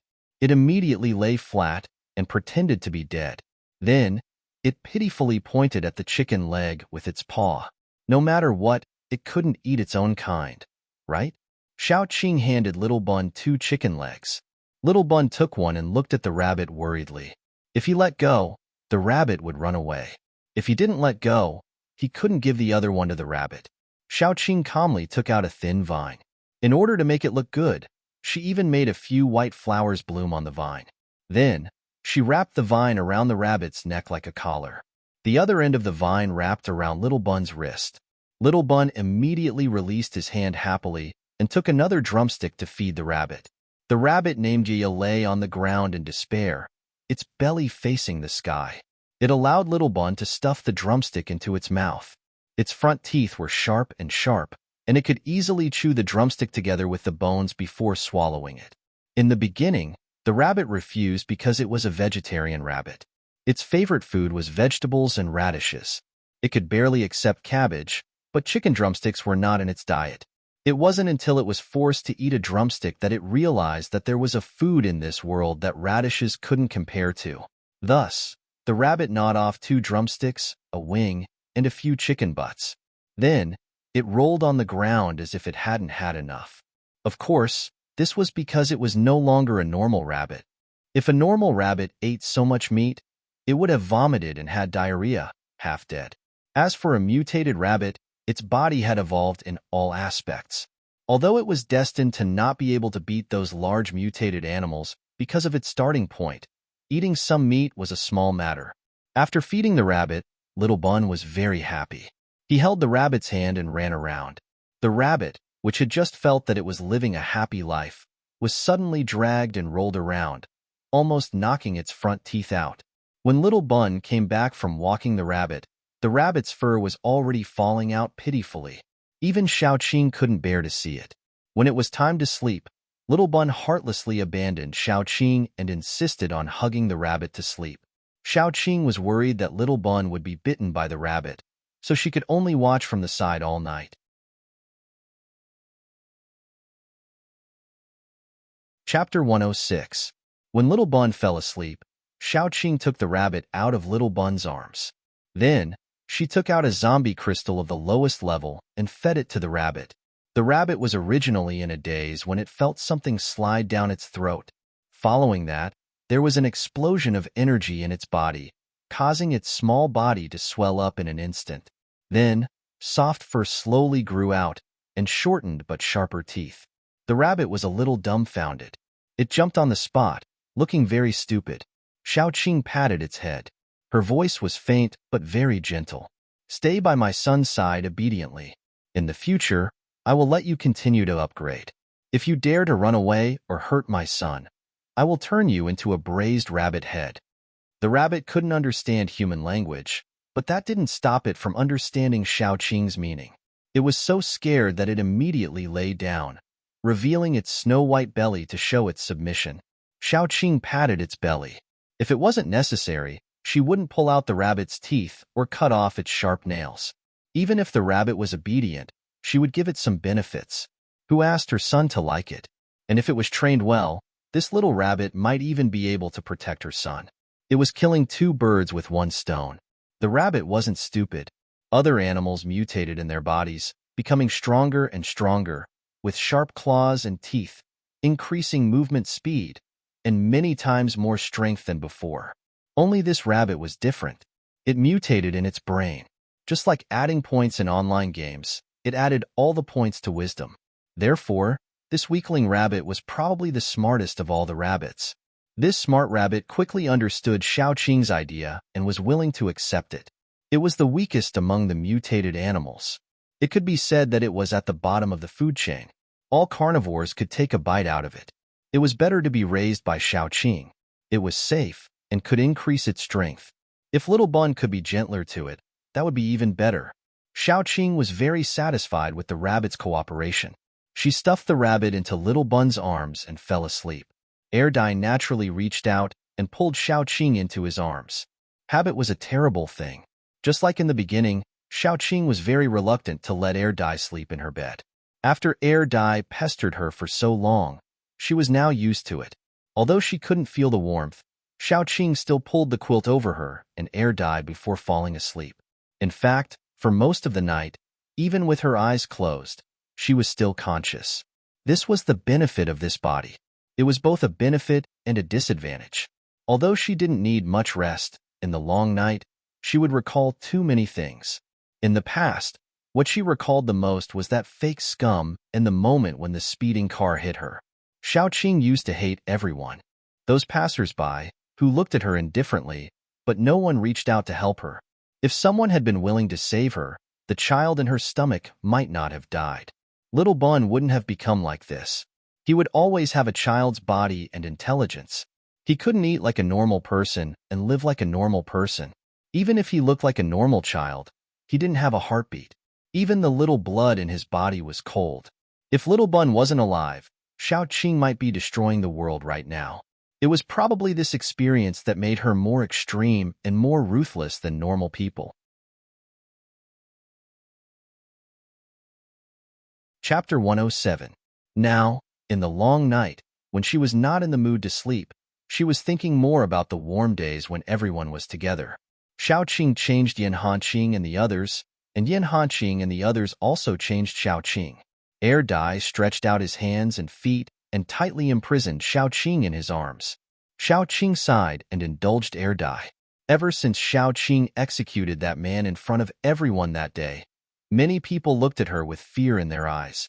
However, no one dared to bully those women anymore. Xiaoqing did not care about their gazes. She still lived her life as usual, and the journey was relatively smooth. After walking for more than 10 days, they were finally close to the Jiangbei survivor base. We will reach the Jiangbei survivor base in at most 2 days. Yin Pingshin's words were full of suppressed excitement. Once they reached the Jiangbei survivor base, it meant that they were safe, and the things they transported back were also safe. We can't relax. There is still a fierce battle ahead. Xiaoqing was not so optimistic. She sat next to the fire and carefully looked at the map and then pointed to it. In front of us is all plains. Because of the flat terrain, there are many towns, not to mention the small towns. On the way there is a city, and we can't go around it. If we choose to go around it, we may have to turn to the northwest, then pass through 2 mountains, and then turn back. After passing through Yinjiang, we can bypass this city and reach the Jiangbei survivor base. Mengshen nodded. When we came here, we passed through this city. Almost all of the injured people were injured at that time. The city has not been cleaned up, and there are a lot of zombies. Most of the zombies have evolved, and it is very difficult to deal with. So now is not the time to relax. Let's take a break and be alert when the time comes. Yin Ruru also agreed. Many people died when they lost their vigilance, and she did not want her teammates to make such a mistake. After all, this was a fatal mistake. If there is a way to avoid places where there are more zombies, it will be much easier. Yin Pingshin muttered. Xiaoqing didn't speak, and didn't want to be the first bird. She just opened the map and looked carefully. The places with the most zombies were none other than those schools, large shopping malls, large factories, and so on. As long as they avoided these places, they shouldn't encounter too many problems. After all, there were many of them this time. Even if they encountered some small problems, it would be easy to deal with. If they encountered any big problems, it wouldn't be very dangerous in front of so many paranormals. After walking for another half a day, they finally passed through a small town and arrived at the city. This city should have been a very prosperous city. Because it was located on the main road, and behind it was the Yin River, water transportation was very convenient, so the business here should have developed very well. The population of a bustling city was usually denser. Think about S-City, then think about the capital. Before the apocalypse, there were traffic jams every day. After the apocalypse, these cities were also the places with the most zombies. Although the Jiangbei survivor base was established in Jiangbei, we have not sent any paranormals to clean up this city. However, we arranged a search and rescue team to search for survivors. After searching for half a month, we brought all the survivors to the Jiangbei survivor base. At that time, our people found that the zombies in this city were evolving very fast. When we rushed to the Jiangbei survivor base in S-City, there were already a lot of level 3 zombies. That's why so many people were injured, and now we don't know the situation inside. Yin Pingshin explained carefully. He didn't intend to hide anything. There was no benefit in hiding, and it would hurt everyone.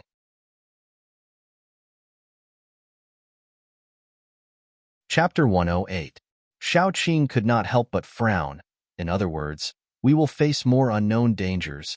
Yin Pingshin nodded, and then said, So if you think it is dangerous, we can choose to take a detour.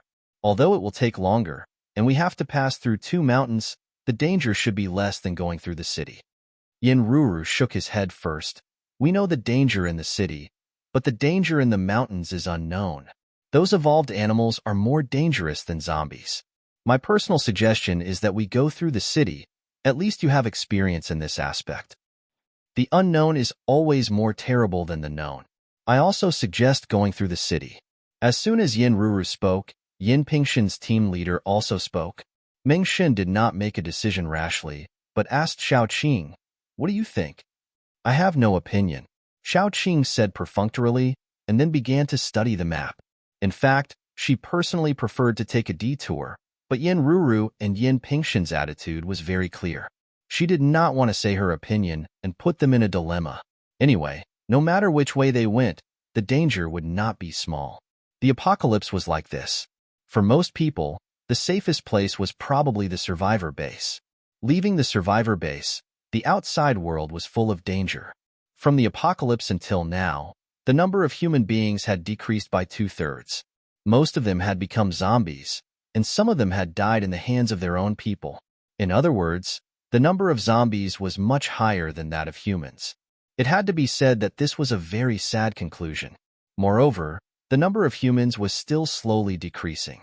After all, hiding in the survivor base was not completely safe, and they had to go out regularly to find food, fuel, and clean up the zombies near the base. Especially ordinary people, the casualty rate of ordinary people in the apocalypse was particularly high. Zombies liked to eat them, and paranormals felt that they were superior and could humiliate them. In short, ordinary people were the biggest vulnerable group in the apocalypse, the kind that anyone could bully. More importantly, the birth rate was rapidly decreasing. In this era where there was no way to guarantee one's own life, only powerful and powerful people would be willing to have children. Even if ordinary people had children, they could not afford to raise them, or even give birth to them. If it went on like this, perhaps human beings would slowly become extinct, just like the dinosaurs during the Ice Age.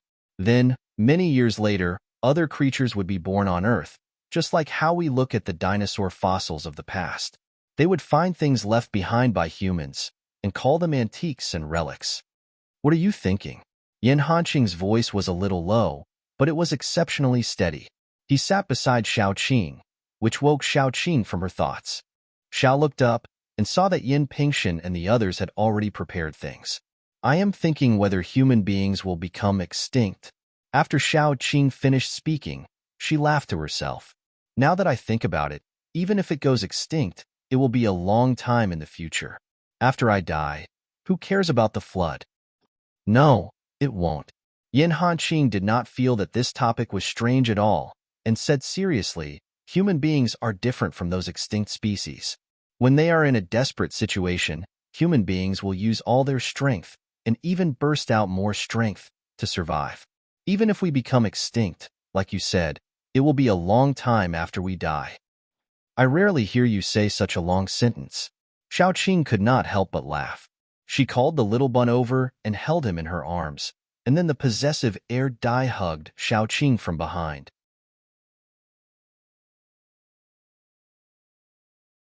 Chapter 109.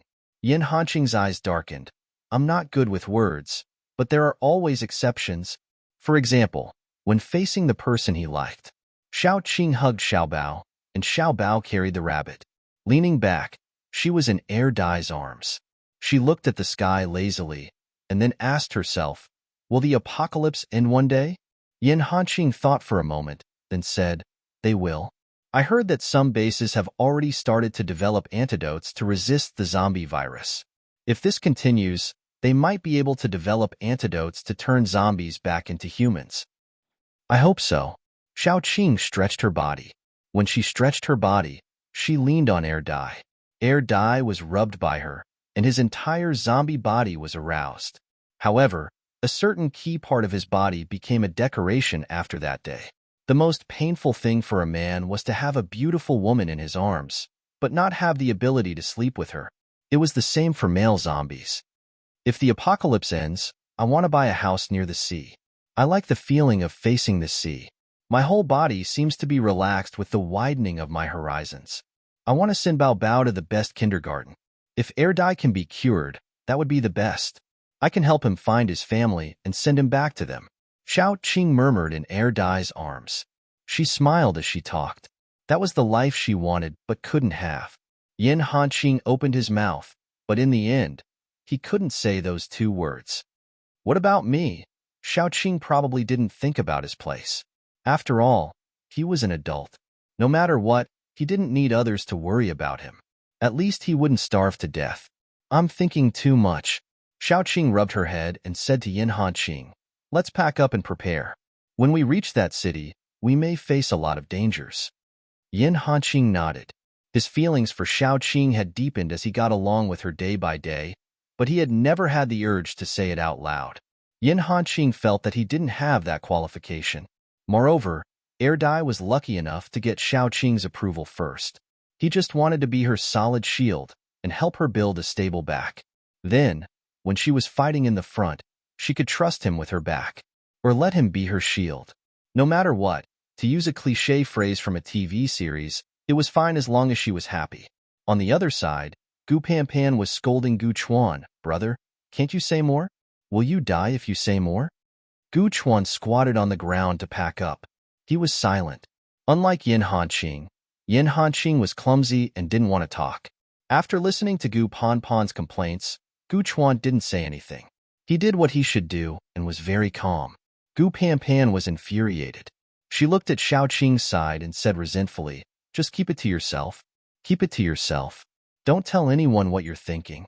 Just watch as Sister Qing runs off with another man, then cry under the covers." Gu Chuan refuted seriously, "I won't cry. I will only bless her." Gu Panpan was so angry that she laughed. She kept saying that Gu Chuan was useless. Although she and Gu Chuan were not twins, they were born from the same mother. After living together for so many years, how could she not see through Gu Chuan's thoughts? Gu Chuan had a good impression of Xiaoqing, and it was getting better every day. Gu Panpan saw it. More importantly, Gu Panpan also liked Xiaoqing. If it was another woman who became her sister-in-law, Gu Panpan might be picky. But if it was Xiaoqing, she would only cheer. It was a pity that this brother of hers was a taciturn gourd. He kept everything in his heart and never said anything. He never tried to curry favor with her. How could he get a girl like this? Thinking back, Gu Chuan was very handsome and was very popular in school. Although he was an iceberg with a poker face, there were always some girls who could withstand the cold air. They were conquered by his appearance and pursued him. Later, they were all chased away by him. Gu Panpan couldn't help but roll her eyes and say, "Just keep it to yourself. You are destined to be alone." Gu Chuan didn't care about what Gu Panpan said. He was a person who wasn't good at expressing his feelings. In addition, he didn't like to talk. It was normal that he couldn't get a girl to like him. As for Xiaoqing, Gu Chuan never let Gu Panpan know. He didn't express it not because he was shy or anything else, but because he was afraid. It was like a person who knew that he would definitely be rejected, so he would rather maintain the current relationship. It was better to go from being friends to being in an awkward relationship. Gu Panpan said that he was a person with a strong heart, but in front of Xiaoqing, he was so cowardly.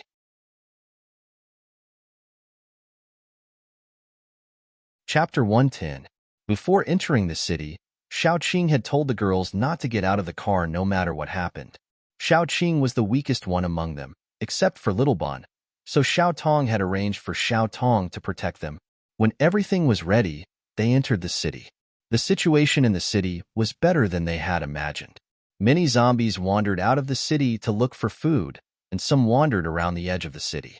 After entering the city, they didn't encounter as many zombies as they had imagined. Several people with fire and earth powers stood on the roof of the car to clear the way and clear the zombies blocking the way. Some evolved zombies were very fierce. They directly jumped on the car, but were bounced off by the protective cover of the people with water powers. Of course, there were also some particularly fierce ones. They almost jumped on one of the people with superpowers. Xiaoqing reacted quickly. She shot out a vine, wrapped it around the zombie's leg, and pulled it back. That zombie took advantage of the chaos and ran away among the other zombies. Zombies were getting smarter and smarter. If they continued to develop like this, it was absolutely not impossible for them to have the same intelligence as ordinary people. In the beginning, those zombies were slow and weak.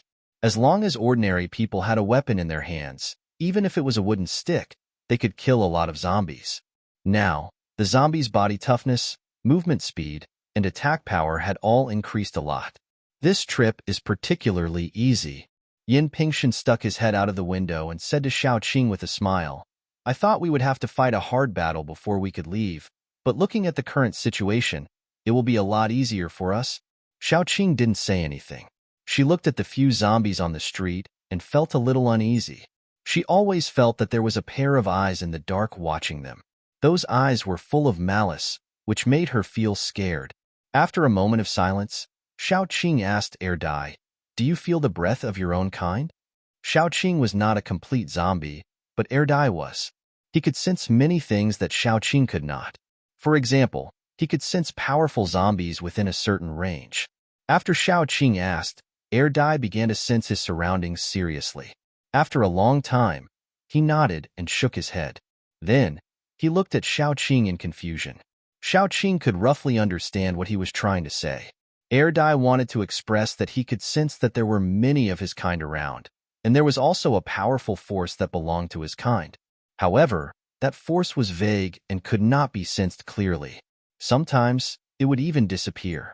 That was why Dai was unsure. Shao Qing vaguely felt the danger. She couldn't help but remind Yin Pingshan, "Don't relax. I always feel that something is wrong." Yin Pingshan frowned. The situation was too smooth, which made him feel a little uneasy. So, he called Mengshan. Mengshan's ability was completely different from Shao Tong's. He was good at detection and crisis sensing. Mengshan's body was very weak. Even if he awakened his ability, he was not as good as some ordinary people. Because he was in the research institute all year round, radiation, overwork, and overuse of his spirit, his physical fitness was particularly poor. Even using his ability would bring him a lot of burden. So, even if he had the ability, Mengshan rarely used it. Only when he was researching, he would use his spirit to assist. After listening to Yin Pingshan's words, Mengshan carefully used his spirit to sense the surroundings. He found that there were zombies around, but there were very few zombies on the road they were traveling on.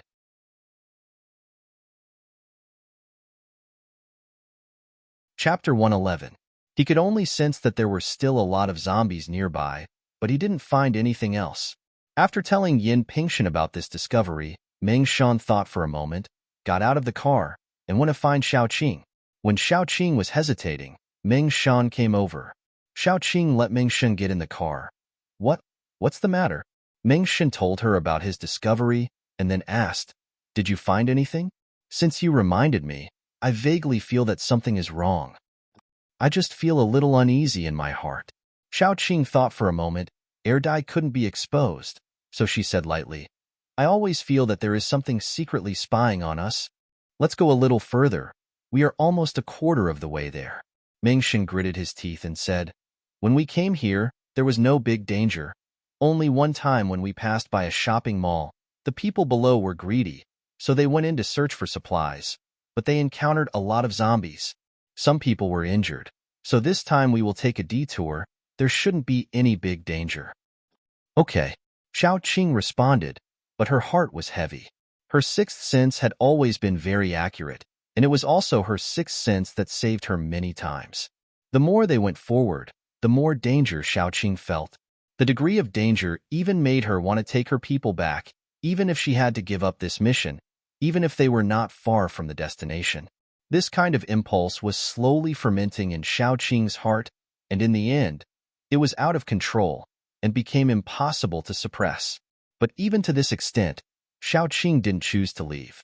She knew that as long as she said something, Gu Panpan and the others would support her without asking for any reason, and leave with her, even if the hardships along the way would be in vain.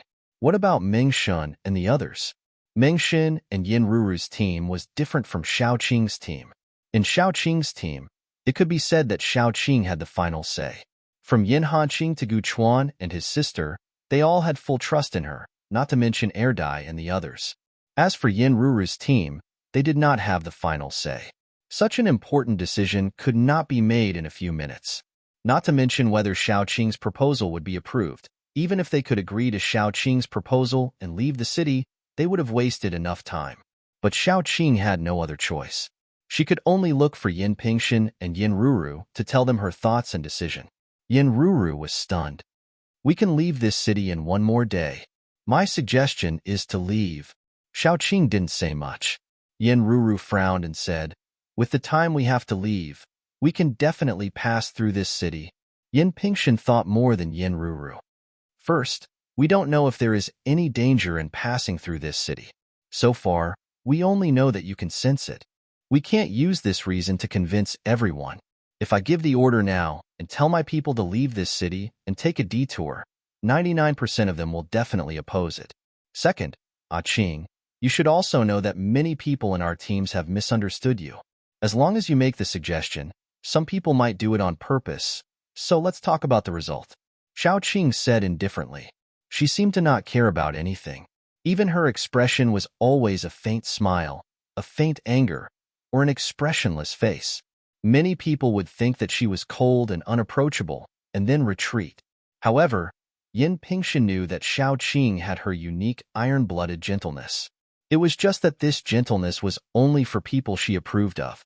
For outsiders, she was iron-blooded.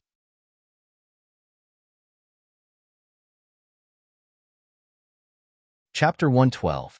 Perhaps they had already been drawn into the approved circle, which was why Qing had the patience to hate him until now. Yin Pingshan gritted his teeth and said, "But I believe you. I will bring up this suggestion and see what they say." Meng Shan nodded. "I will try to persuade them." Yin Ruru paced back and forth and finally gritted his teeth. "I can only try. I can't guarantee that I can persuade them." Qing's heart was actually quite warm. After all, they were willing to trust her and make such a decision without any evidence to prove that there would be fatal danger ahead. This showed that she wasn't a failure as a person. It was time for lunch break. Yin Pingshan and Yin Ruru gathered their subordinates and told them about the matter. As expected, everyone was surprised by this decision. Why do we suddenly want to go back? Just because someone sensed danger? Where is there no danger in the apocalypse? Won't there be danger if we take a detour? I think we should speed up and go through this city. It will be safer. That's right. Just because of an inexplicable premonition, we have to retreat and take a detour. We have been walking for almost a day. Isn't it superfluous if we retreat and take a detour? I think so too. Where is there no danger? I feel danger all the time. Does that mean it's better for me to stay in the base and not go anywhere? Listening to the dispute below, Qing had a hunch that this would happen, so she was not disappointed. Yin Pingshan and others looked at Qing helplessly. Immediately, someone whispered, "I was wondering who suggested it." So it was her. She is quite capable when facing her own people. Now that she feels danger, she wants to go back and take a detour? After that, many people secretly looked at Qing, afraid that she would suddenly kill people. Later, they found that Qing didn't mean that, so they became bolder and couldn't help but say, "That's right. I didn't see her do anything when she was killing her own people. Why is she scared now? If you want to take a detour, do it yourself." Their dissatisfaction was vented out as they whispered louder and louder. Qing didn't care. She just whispered to Yin Ruru, "Leave those women to me first. I'll take them away first. If anything happens with their physiques, I'm afraid they'll be the first to." Yin Ruru hesitated for a moment before asking, "Are you leaving?"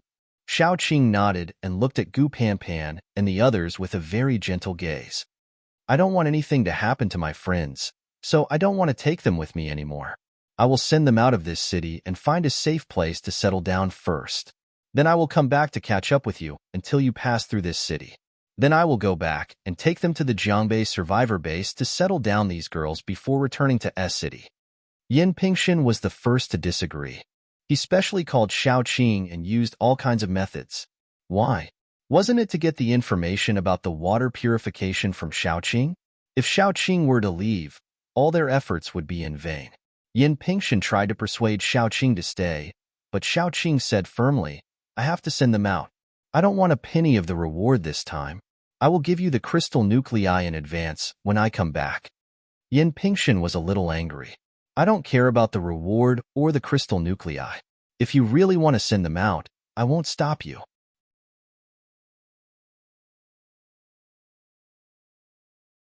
Chapter 113. Okay, I will be back. Qing and Yin Pingshan exchanged the serial number of the signal transmitter. "Call me if you need anything." This signal transmitter was developed after Doomsday. It was very similar to a mobile phone.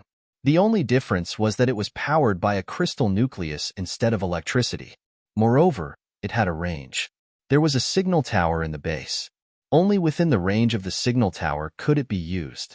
Also, it could only send text messages and could not receive voice messages. After explaining a little, Xiaoqing said goodbye to Yin Ruru and left with the girls. Gu Panpan and the others didn't even ask why. They were all angry when those people snickered. Who are those people? Sister Qing, you shouldn't have reminded them. Gu Panpan said angrily with her eyes wide open. Okay, let's hurry up. I remember there's a bank on the edge of the city. The security there is pretty good. I'll put you guys down there, and then go back to help Meng Shan. Xiaoqing stepped on the gas pedal and sped all the way. Occasionally there were zombies in the way, but they were all sent flying. What? Sister Qing, you still want to go back? No. Let's go back to the S-City survivor base. Don't worry about them. They can do whatever they want. The more Gu Panpan spoke, the angrier she became. She really couldn't stand that group of people. From the beginning, when the girls were bullied and Xiaoqing punished the culprit, Gu Panpan already hated them when they were still gossiping. Why did the girls deserve to be bullied? Why did the weak deserve to be inferior to others? That bastard was a human life, but these girls weren't? They were all a group of bastards.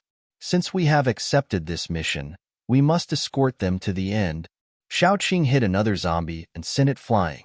Yin Hanqing, who was driving at the back, almost couldn't keep up with Xiaoqing. You know my strength, so you don't have to worry. I'll come back after I escort them to their destination.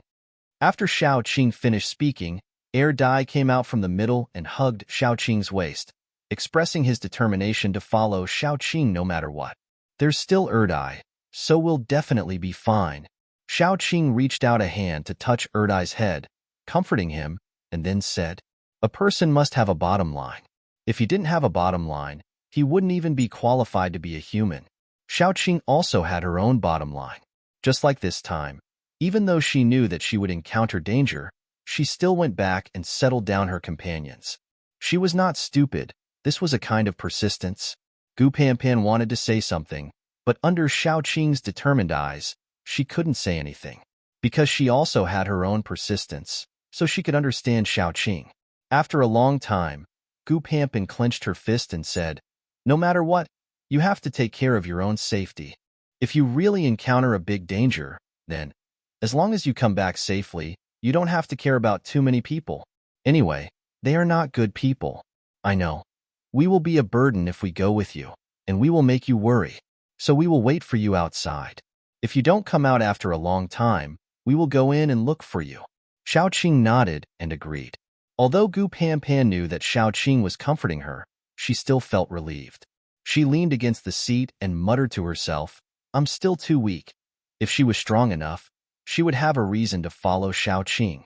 No matter where they went, at least she wouldn't be a burden. She believed that her brother and Yin Hanqing also thought so. No one was willing to see Xiaoqing fight alone. If they were forced to accept it, they would feel very uncomfortable.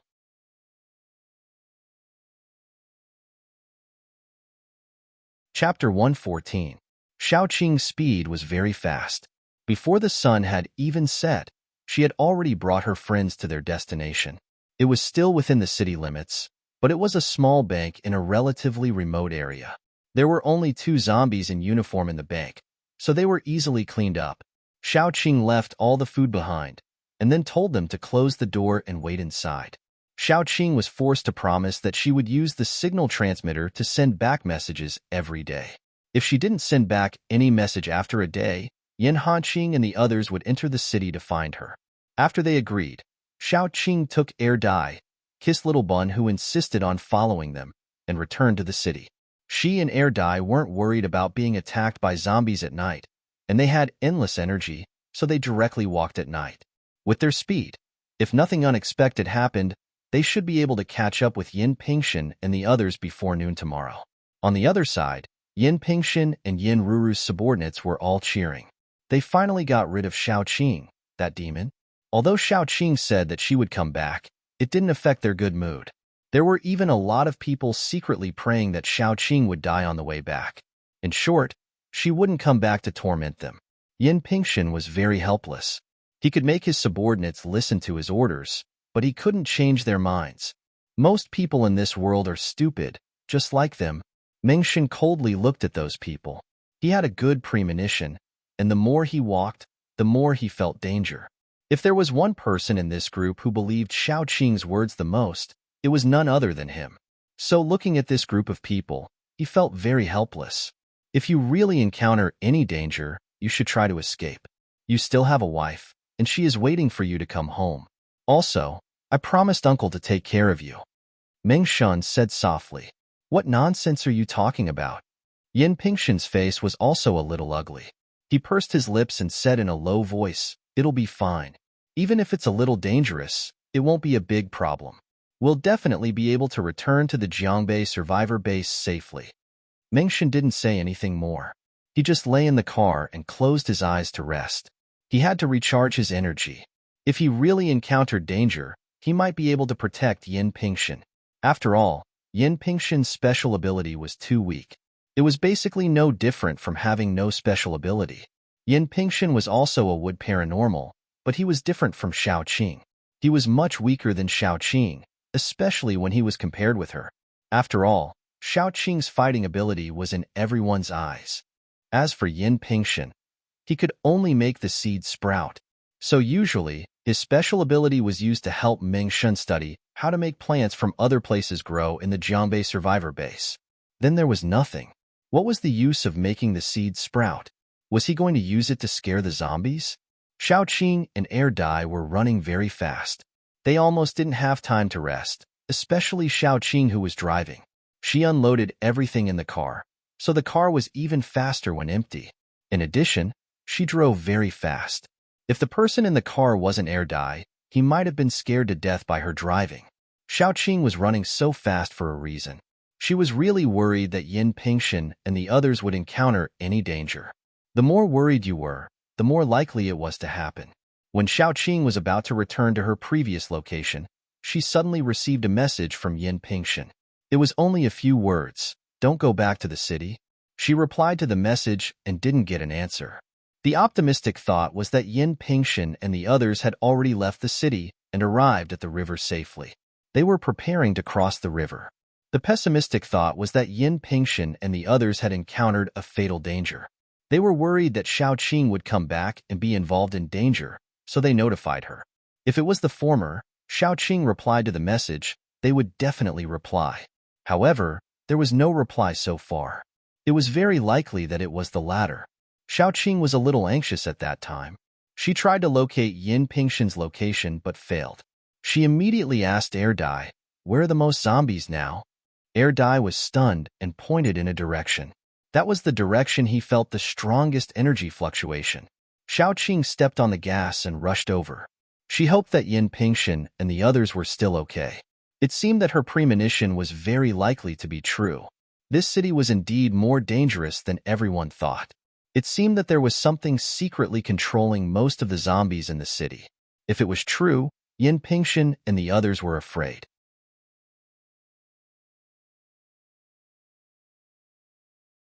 Chapter 115.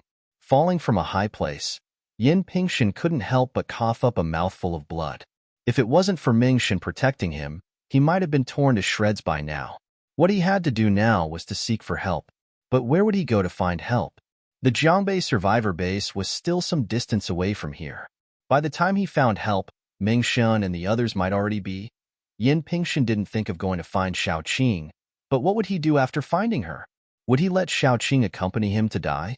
Yin Pingshan tried his best to support his body and staggered forward. He regretted it. He should have persuaded everyone at that time. No, he should have been tougher at that time and listened to Xiao Qing. Even if someone opposed, he should have forcibly withdrawn. Then, the current situation wouldn't have happened. Yin Pingshan was already trying his best, but even though he was limping forward, the zombies were as agile as monkeys. They quickly caught up with him. Yin Pingshan was in despair. He would probably be eaten by the zombies bite by bite. The people trapped there would also be eaten by the zombies because they couldn't hold on. Regret was completely useless. A zombie threw itself at Yin Pingshan and bit his neck. Yin Pingshan's eyes became fierce when he felt the sharp pain. He grabbed the dagger at his waist and stabbed it into the zombie's head through its eyes. Even so, the zombie didn't let go. Yin Pingshan pushed the zombie's body away. The piece of flesh that was bitten was immediately torn off. Blood gushed out like a fountain. He groaned and rolled forward to avoid another zombie. His eyes were filled with despair. Even if he died, he would drag a few zombies down with him. The other zombies that were chasing after them had also caught up. It was said that when humans were in danger, they would burst forth with abilities that exceeded their limits. Yin Pingxing had personally proven this point. His ability was useless, and he had relied purely on his weak physical strength to kill 2 zombies. However, he was already exhausted by this point. His body was covered in wounds left behind by the zombies. He lay on the ground, gasping for breath. He didn't even have the strength to move a finger. The remaining zombies all pounced on him, biting his flesh piece by piece. In addition to the pain, there was more despair. But at this time, Yin Pingxin vaguely heard a scream. Then, several green vines swept over like a whip. The few zombies that were lying on top of him were all swept away. Then, a flexible figure fell from the sky. Its sharp claws easily tore apart a zombie that was chasing him. This figure was very fast. It's running like a phantom. Soon, it cleaned up the few zombies chasing him. "Are you okay?" Xiaoqing parked the car beside Yin Pingxin. She got out of the car to check on Yin Pingxin's injuries. There were many scratches and bites on his body.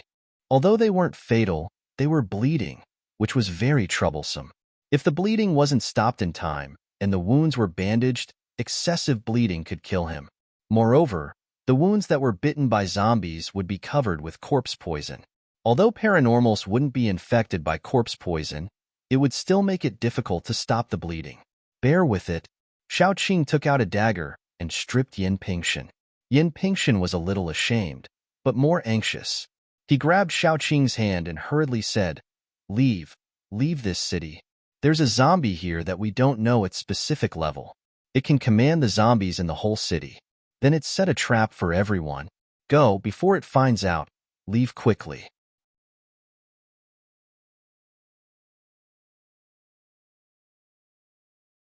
Chapter 116. Xiaoqing didn't pay attention to him. She just took the dagger and cut off the flesh near the deep wound. Yin Pingxin was in so much pain that he kept gasping. After cutting off the infected flesh, Xiaoqing took out the anti-inflammatory and hemostatic capsule. She opened it and sprinkled the powder on Yin Pingxin's wound. Yin Pingxin was in so much pain that he kept pinching Xiaoqing's wrist. When Xiaoqing finished bandaging him, he let go. Xiaoqing's wrist had a clear red 5-finger mark. "I'm sorry." Yin Pingxin's voice was hoarse with a deep apology. Xiaoqing didn't care. She just asked him, "You said you were surrounded? Where are they? Are they okay?" "A lot of people died," Yin Pingxin said in pain. In the end, a few brothers volunteered to cover the retreat. "We rushed out a bloody path. We are currently trapped in a building. Xiaoqing, let's go find reinforcements. Do you think this is realistic?" Xiaoqing helped him gather his clothes and said calmly. Yin Pingxin grabbed his hair in agony and growled in a low voice, "It's all my fault. It's all my fault. If I had been more resolute back then and ignored their objections and went back the way we came, things wouldn't have turned out this way." Xiaoqing said lightly, "It's not your fault. In that kind of situation, no one would give up on passing through the city and then go back the way they came. People are like this. Only when they suffer losses and suffer will they know that they can't just look at what's in front of them. Only then will they regret." If Yin Pingxin really chose to force them to go back the way they came, those people would definitely rebel. So from the beginning, Xiaoqing knew that her proposal would never pass. The reason why she brought it up was out of a sense of responsibility. Just like some things, you know that you will fail, but not doing it and not doing it are two different things. At least she had tried her best, so she had a clear conscience. Yin Pingxin was very ashamed, because he knew that what Xiaoqing said would happen. Seeing Yin Pingxin like this, Xiaoqing said, "I'll ask Air Dai to send you out. You go and find the reinforcements." "Where are they?" "I'll go and see if I can delay them." Yin Pingxin already felt very guilty. How could he let Xiaoqing take the risk? He shook his head forcefully. "Let's go find reinforcements together. You can't go alone. The longer we delay, the more dangerous they will be. Are you sure you want to waste time with me?" Xiaoqing was not moved at all. He said coldly. Yin Pingxin gritted his teeth and pulled Xiaoqing. "I don't want anything to happen to Mingxin and the others, but you are also my friend. I don't want you to die. Tell me, where are they? If you don't tell me, they might really. Xiaoqing was very determined. Yin Pingshan was about to collapse. He sat blankly for a second, then lowered his head and pointed in a direction. There's a hospital there. The very tall one. Xiaoqing nodded and called Dai over. Dai, send him back. Send him to where Han Qing and the others are. Dumbo widened his eyes and then slowly took a step back, expressing his intention that he didn't want to leave Xiaoqing's side. Yin Pingshan was already very guilty. Seeing this, he immediately said, I can go by myself. Can you find a place? Xiaoqing rolled her eyes at him. Yin Pingshan quickly said, I won't go back to the outside of the city. I want to go through the city to get reinforcements. If I'm alone, the target will be smaller. It shouldn't be a problem. Xiaoqing had no choice but to let Dai squeeze out a drop of blood and smear it on Yin Pingshan's body. Zombies were similar to corpses. The blood in their bodies did not circulate, and the amount was very small. The blood of zombies contained a strong smell. Of course, this smell could only be smelled by zombies.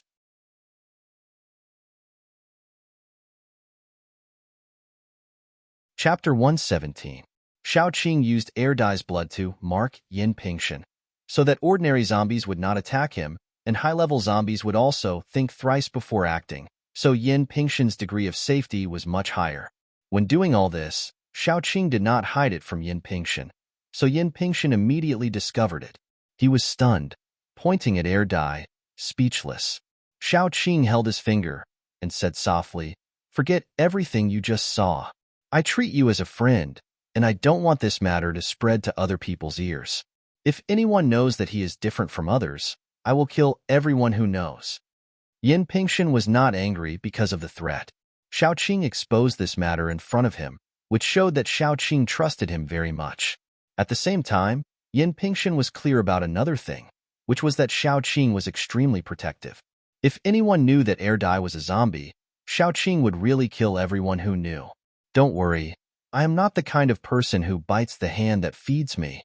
Yin Pingshan took a deep breath and could not help but feel that something was wrong. When he thought that he had been with a zombie for such a long time, he admired himself, and of course, he admired Xiaoqing even more. Yin Pingshan also imagined a lot of grudges, such as in the apocalypse, Xiaoqing lost her husband. Dai protected her all the way to escape, but was bitten by a zombie. The person she loved had died, and Xiaoqing did not want to lose the person who loved her, so she risked the world and secretly raised Dai, who had turned into a zombie. Who would have thought that Dai did not lose his mind, and so on? Before he could finish his imagination, he was already stuffed into the car. Xiaoqing took Dai and ran all the way to the place where Meng Shan was trapped. The place where they were trapped was very obvious, because there were too many zombies around, and the whole hospital was surrounded by zombies. Fortunately, Xiaoqing and Dai were not normal people, so it was easy for them to blend in. There were more zombies inside the hospital, wandering around. Meng Shan should be trapped on the top floor, and Xiaoqing took Dai and quietly went up. After reaching the top floor, Dai clung to the ceiling, and Xiaoqing hid in the shadows in the corner, secretly observing. Meng Shan and the others were on the balcony, the top floor balcony, and zombies could only go through that door to reach the top floor. As long as a zombie showed its head, it would be smashed into pieces by the overwhelming power. This was also the reason why the zombies below had not broken through the top floor yet. No wonder when they were still outside the building, Xiaoqing saw a group of zombies hanging outside, like Spider-Man, desperately climbing to the top floor. It turned out that Meng Shan and the others were on the top floor.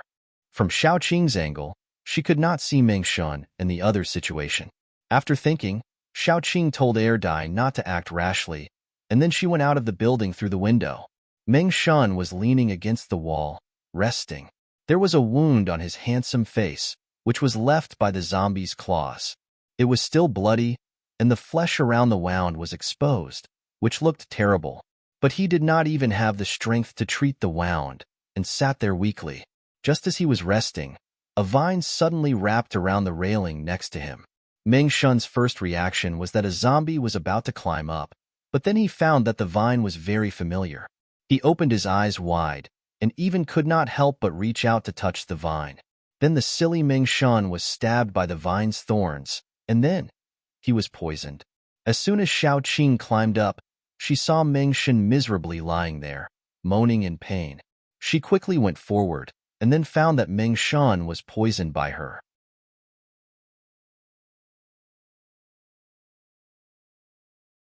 Chapter 118. Xiao Qing was speechless. Xiao Qing had no choice but to detoxify Meng Shan, and then helped him up.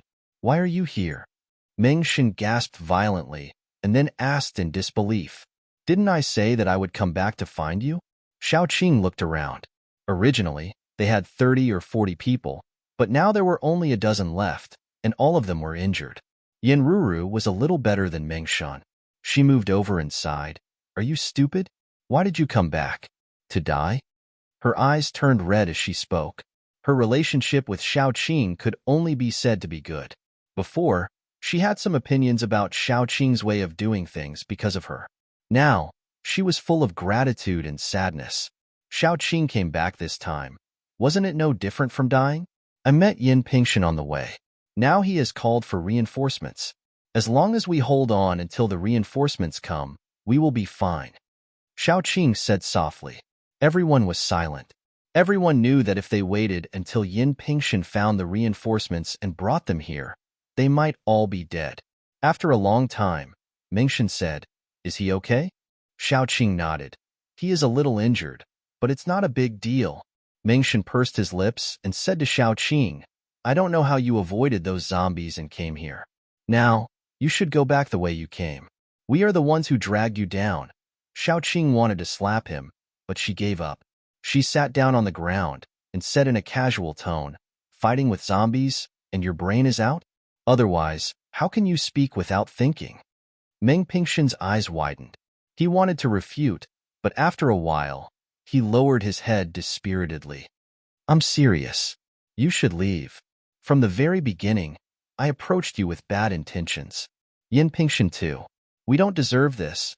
Xiao Qing faintly nodded, then said, "I know, but I didn't come back because of this. It's just that I accepted this mission, so I have an obligation to ensure your safety. That's all. Don't think too much about it." After Xiao Qing said that, Meng Shan looked at her, touched. "Ah Qing, you don't have to say that. I know. Although you look cold on the surface, you are more affectionate and righteous than those who are kind to you. If we can get out of here alive, I will swear to be your sworn sister." "Who cares?" Xiao Qing didn't care about her image and rolled her eyes. She was very helpless. People were strange these days. No one would believe her if she told the truth. Since Xiao Qing came to the roof, those people couldn't help but lower their heads. They didn't dare to look at Xiao Qing, because at the very beginning, Xiao Qing had suggested that they go back the way they came. They were greedy and wanted to speed up through the city, which led to the fatal disaster. 30 to 40 brothers, more than half of them died. The rest were struggling at death's door, hiding on the roof. They didn't know whether they would live or die in the next second. But there were also some people who complained in their hearts. "Why didn't you persuade us more when you knew there was danger? If you had persuaded us more, maybe we would have gone back, and not so many people would have died. Why didn't you tell us the reason? Why didn't you tell us what kind of danger was ahead? Why did you bring your companions back, but not us?" This was the deep-rooted bad habit of people. There were people like this who pushed all the mistakes to others. This kind of desperate situation also made some people crazy. There was a man who wasn't very tall, and he couldn't help but say, "If you have a way to leave, then take us away. Is it because we offended you before, so you are like this? If you were willing to say more, willing to tell us about the danger ahead, we would definitely go back the way we came."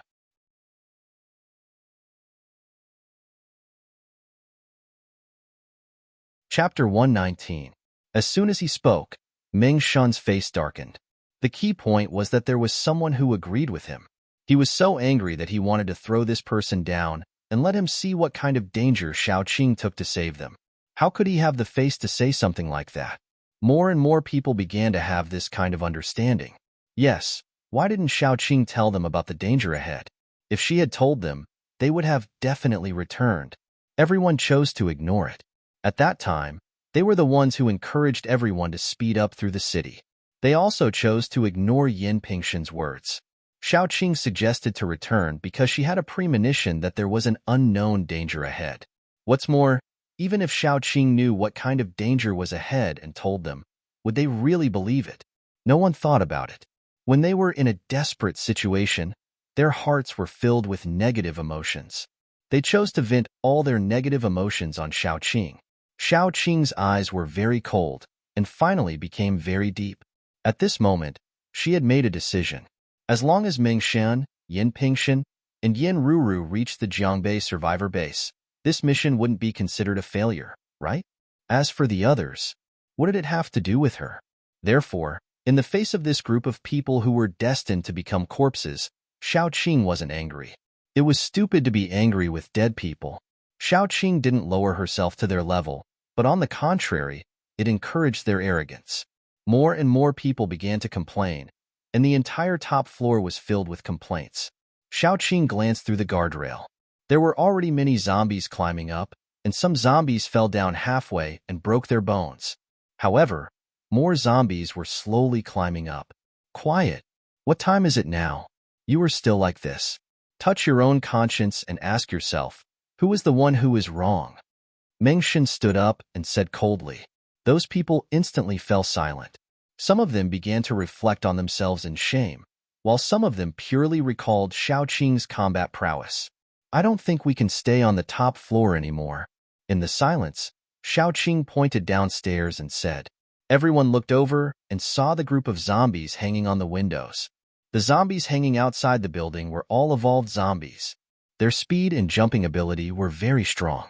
They could easily jump up to a height of one floor and then grab onto the anti-theft windows of the next floor. Just like that, they climbed up floor by floor. Fortunately, the zombies were relatively stupid. They wouldn't climb directly from the window of the top floor to the balcony like Xiaoqing. They would only climb up floor by floor, so they still had some time to react. We can beat them down, a paranormal suggested. And then? Some of you will guard the door of the balcony, and some of you will guard the edge of the roof. Then you will wait for those zombies to use up your superpowers and be surrounded by them? Xiaoqing sneered. Then what do you think we should do? A paranormal was not convinced. Xiaoqing didn't care. She just said, I have an idea, but I can't guarantee that everyone can go out alive. It's very dangerous. I'll tell you, and you can decide for yourself. Meng Shan nodded. Go ahead. I'll listen to you. Yin Ruru also said, Yes, it's better to be dangerous than to wait for death here. My companion will come over. I'll ask him to create chaos in a while to attract most of the zombies' attention. Then we'll clean up those hanging outside the building and leave from the top floor with my vines. Xiaoqing said, This plan is very dangerous. It's up to you whether you want to do it or not. Meng Shan nodded at once. I'll go with you. Yin Ruru immediately supported her. I'll go with you too. But will your companion be in danger? Those who were still yelling that it was too dangerous to stay on the roof and wait for rescue stopped talking. Xiaoqing comforted Yin Ruru. Don't worry. He has a special ability. He can leave safely. That's good. Yin Ruru frowned and then said, Tell him to be careful. The Zombie King has been hiding in the zombie crowd. It didn't show up even when it was chasing us. It's very insidious. Xiaoqing nodded and then asked, Is there anyone who wants to leave?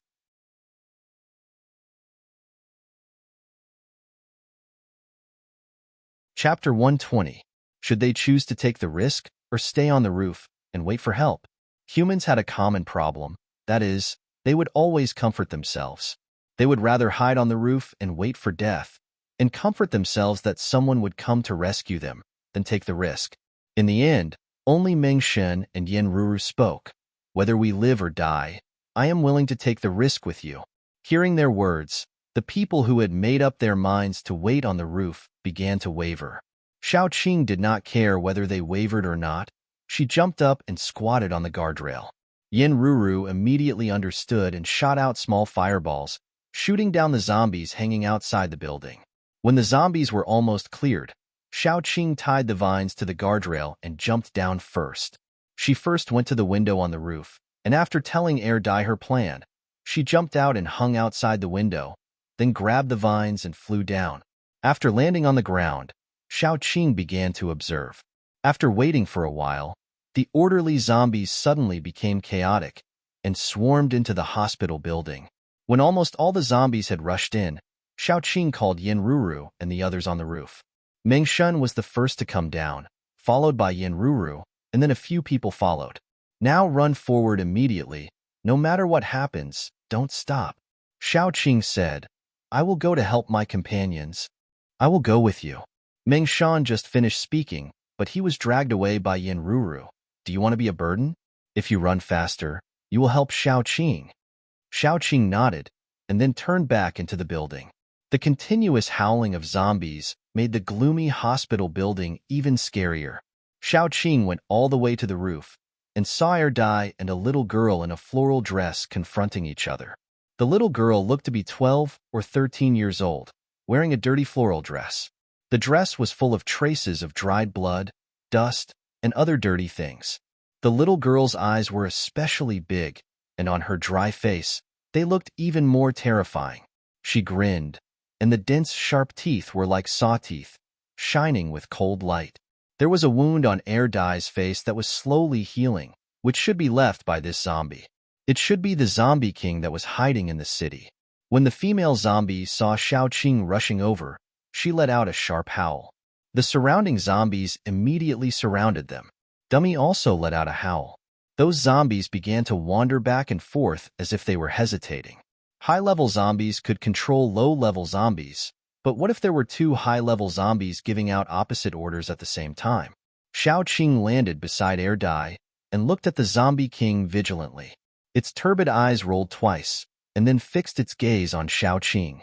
Without any warning, the zombie suddenly appeared in front of Xiaoqing, and its sharp claws and fangs attacked Xiaoqing's throat. Xiaoqing didn't expect it to come so fast, and her throat was almost torn apart. Fortunately, Erdai had seen the zombie's ability once and timely blocked it. But even so, Xiaoqing's neck was still scratched with a not very deep wound, and Dumbo's arm was also scratched. She took a deep breath, and her eyes became cold and serious. The wound on Erdai's face was caused by this. The vines flew out from Xiaoqing's hand and tried to bind the zombie. But the zombie king's speed was very fast, and it left after images on the spot, as if it was teleporting, and dodged Xiaoqing's vines. You're tuning in to the Romance Rendezvous YouTube channel. We're so grateful for your support, and don't forget to subscribe to join us on this incredible journey through captivating stories.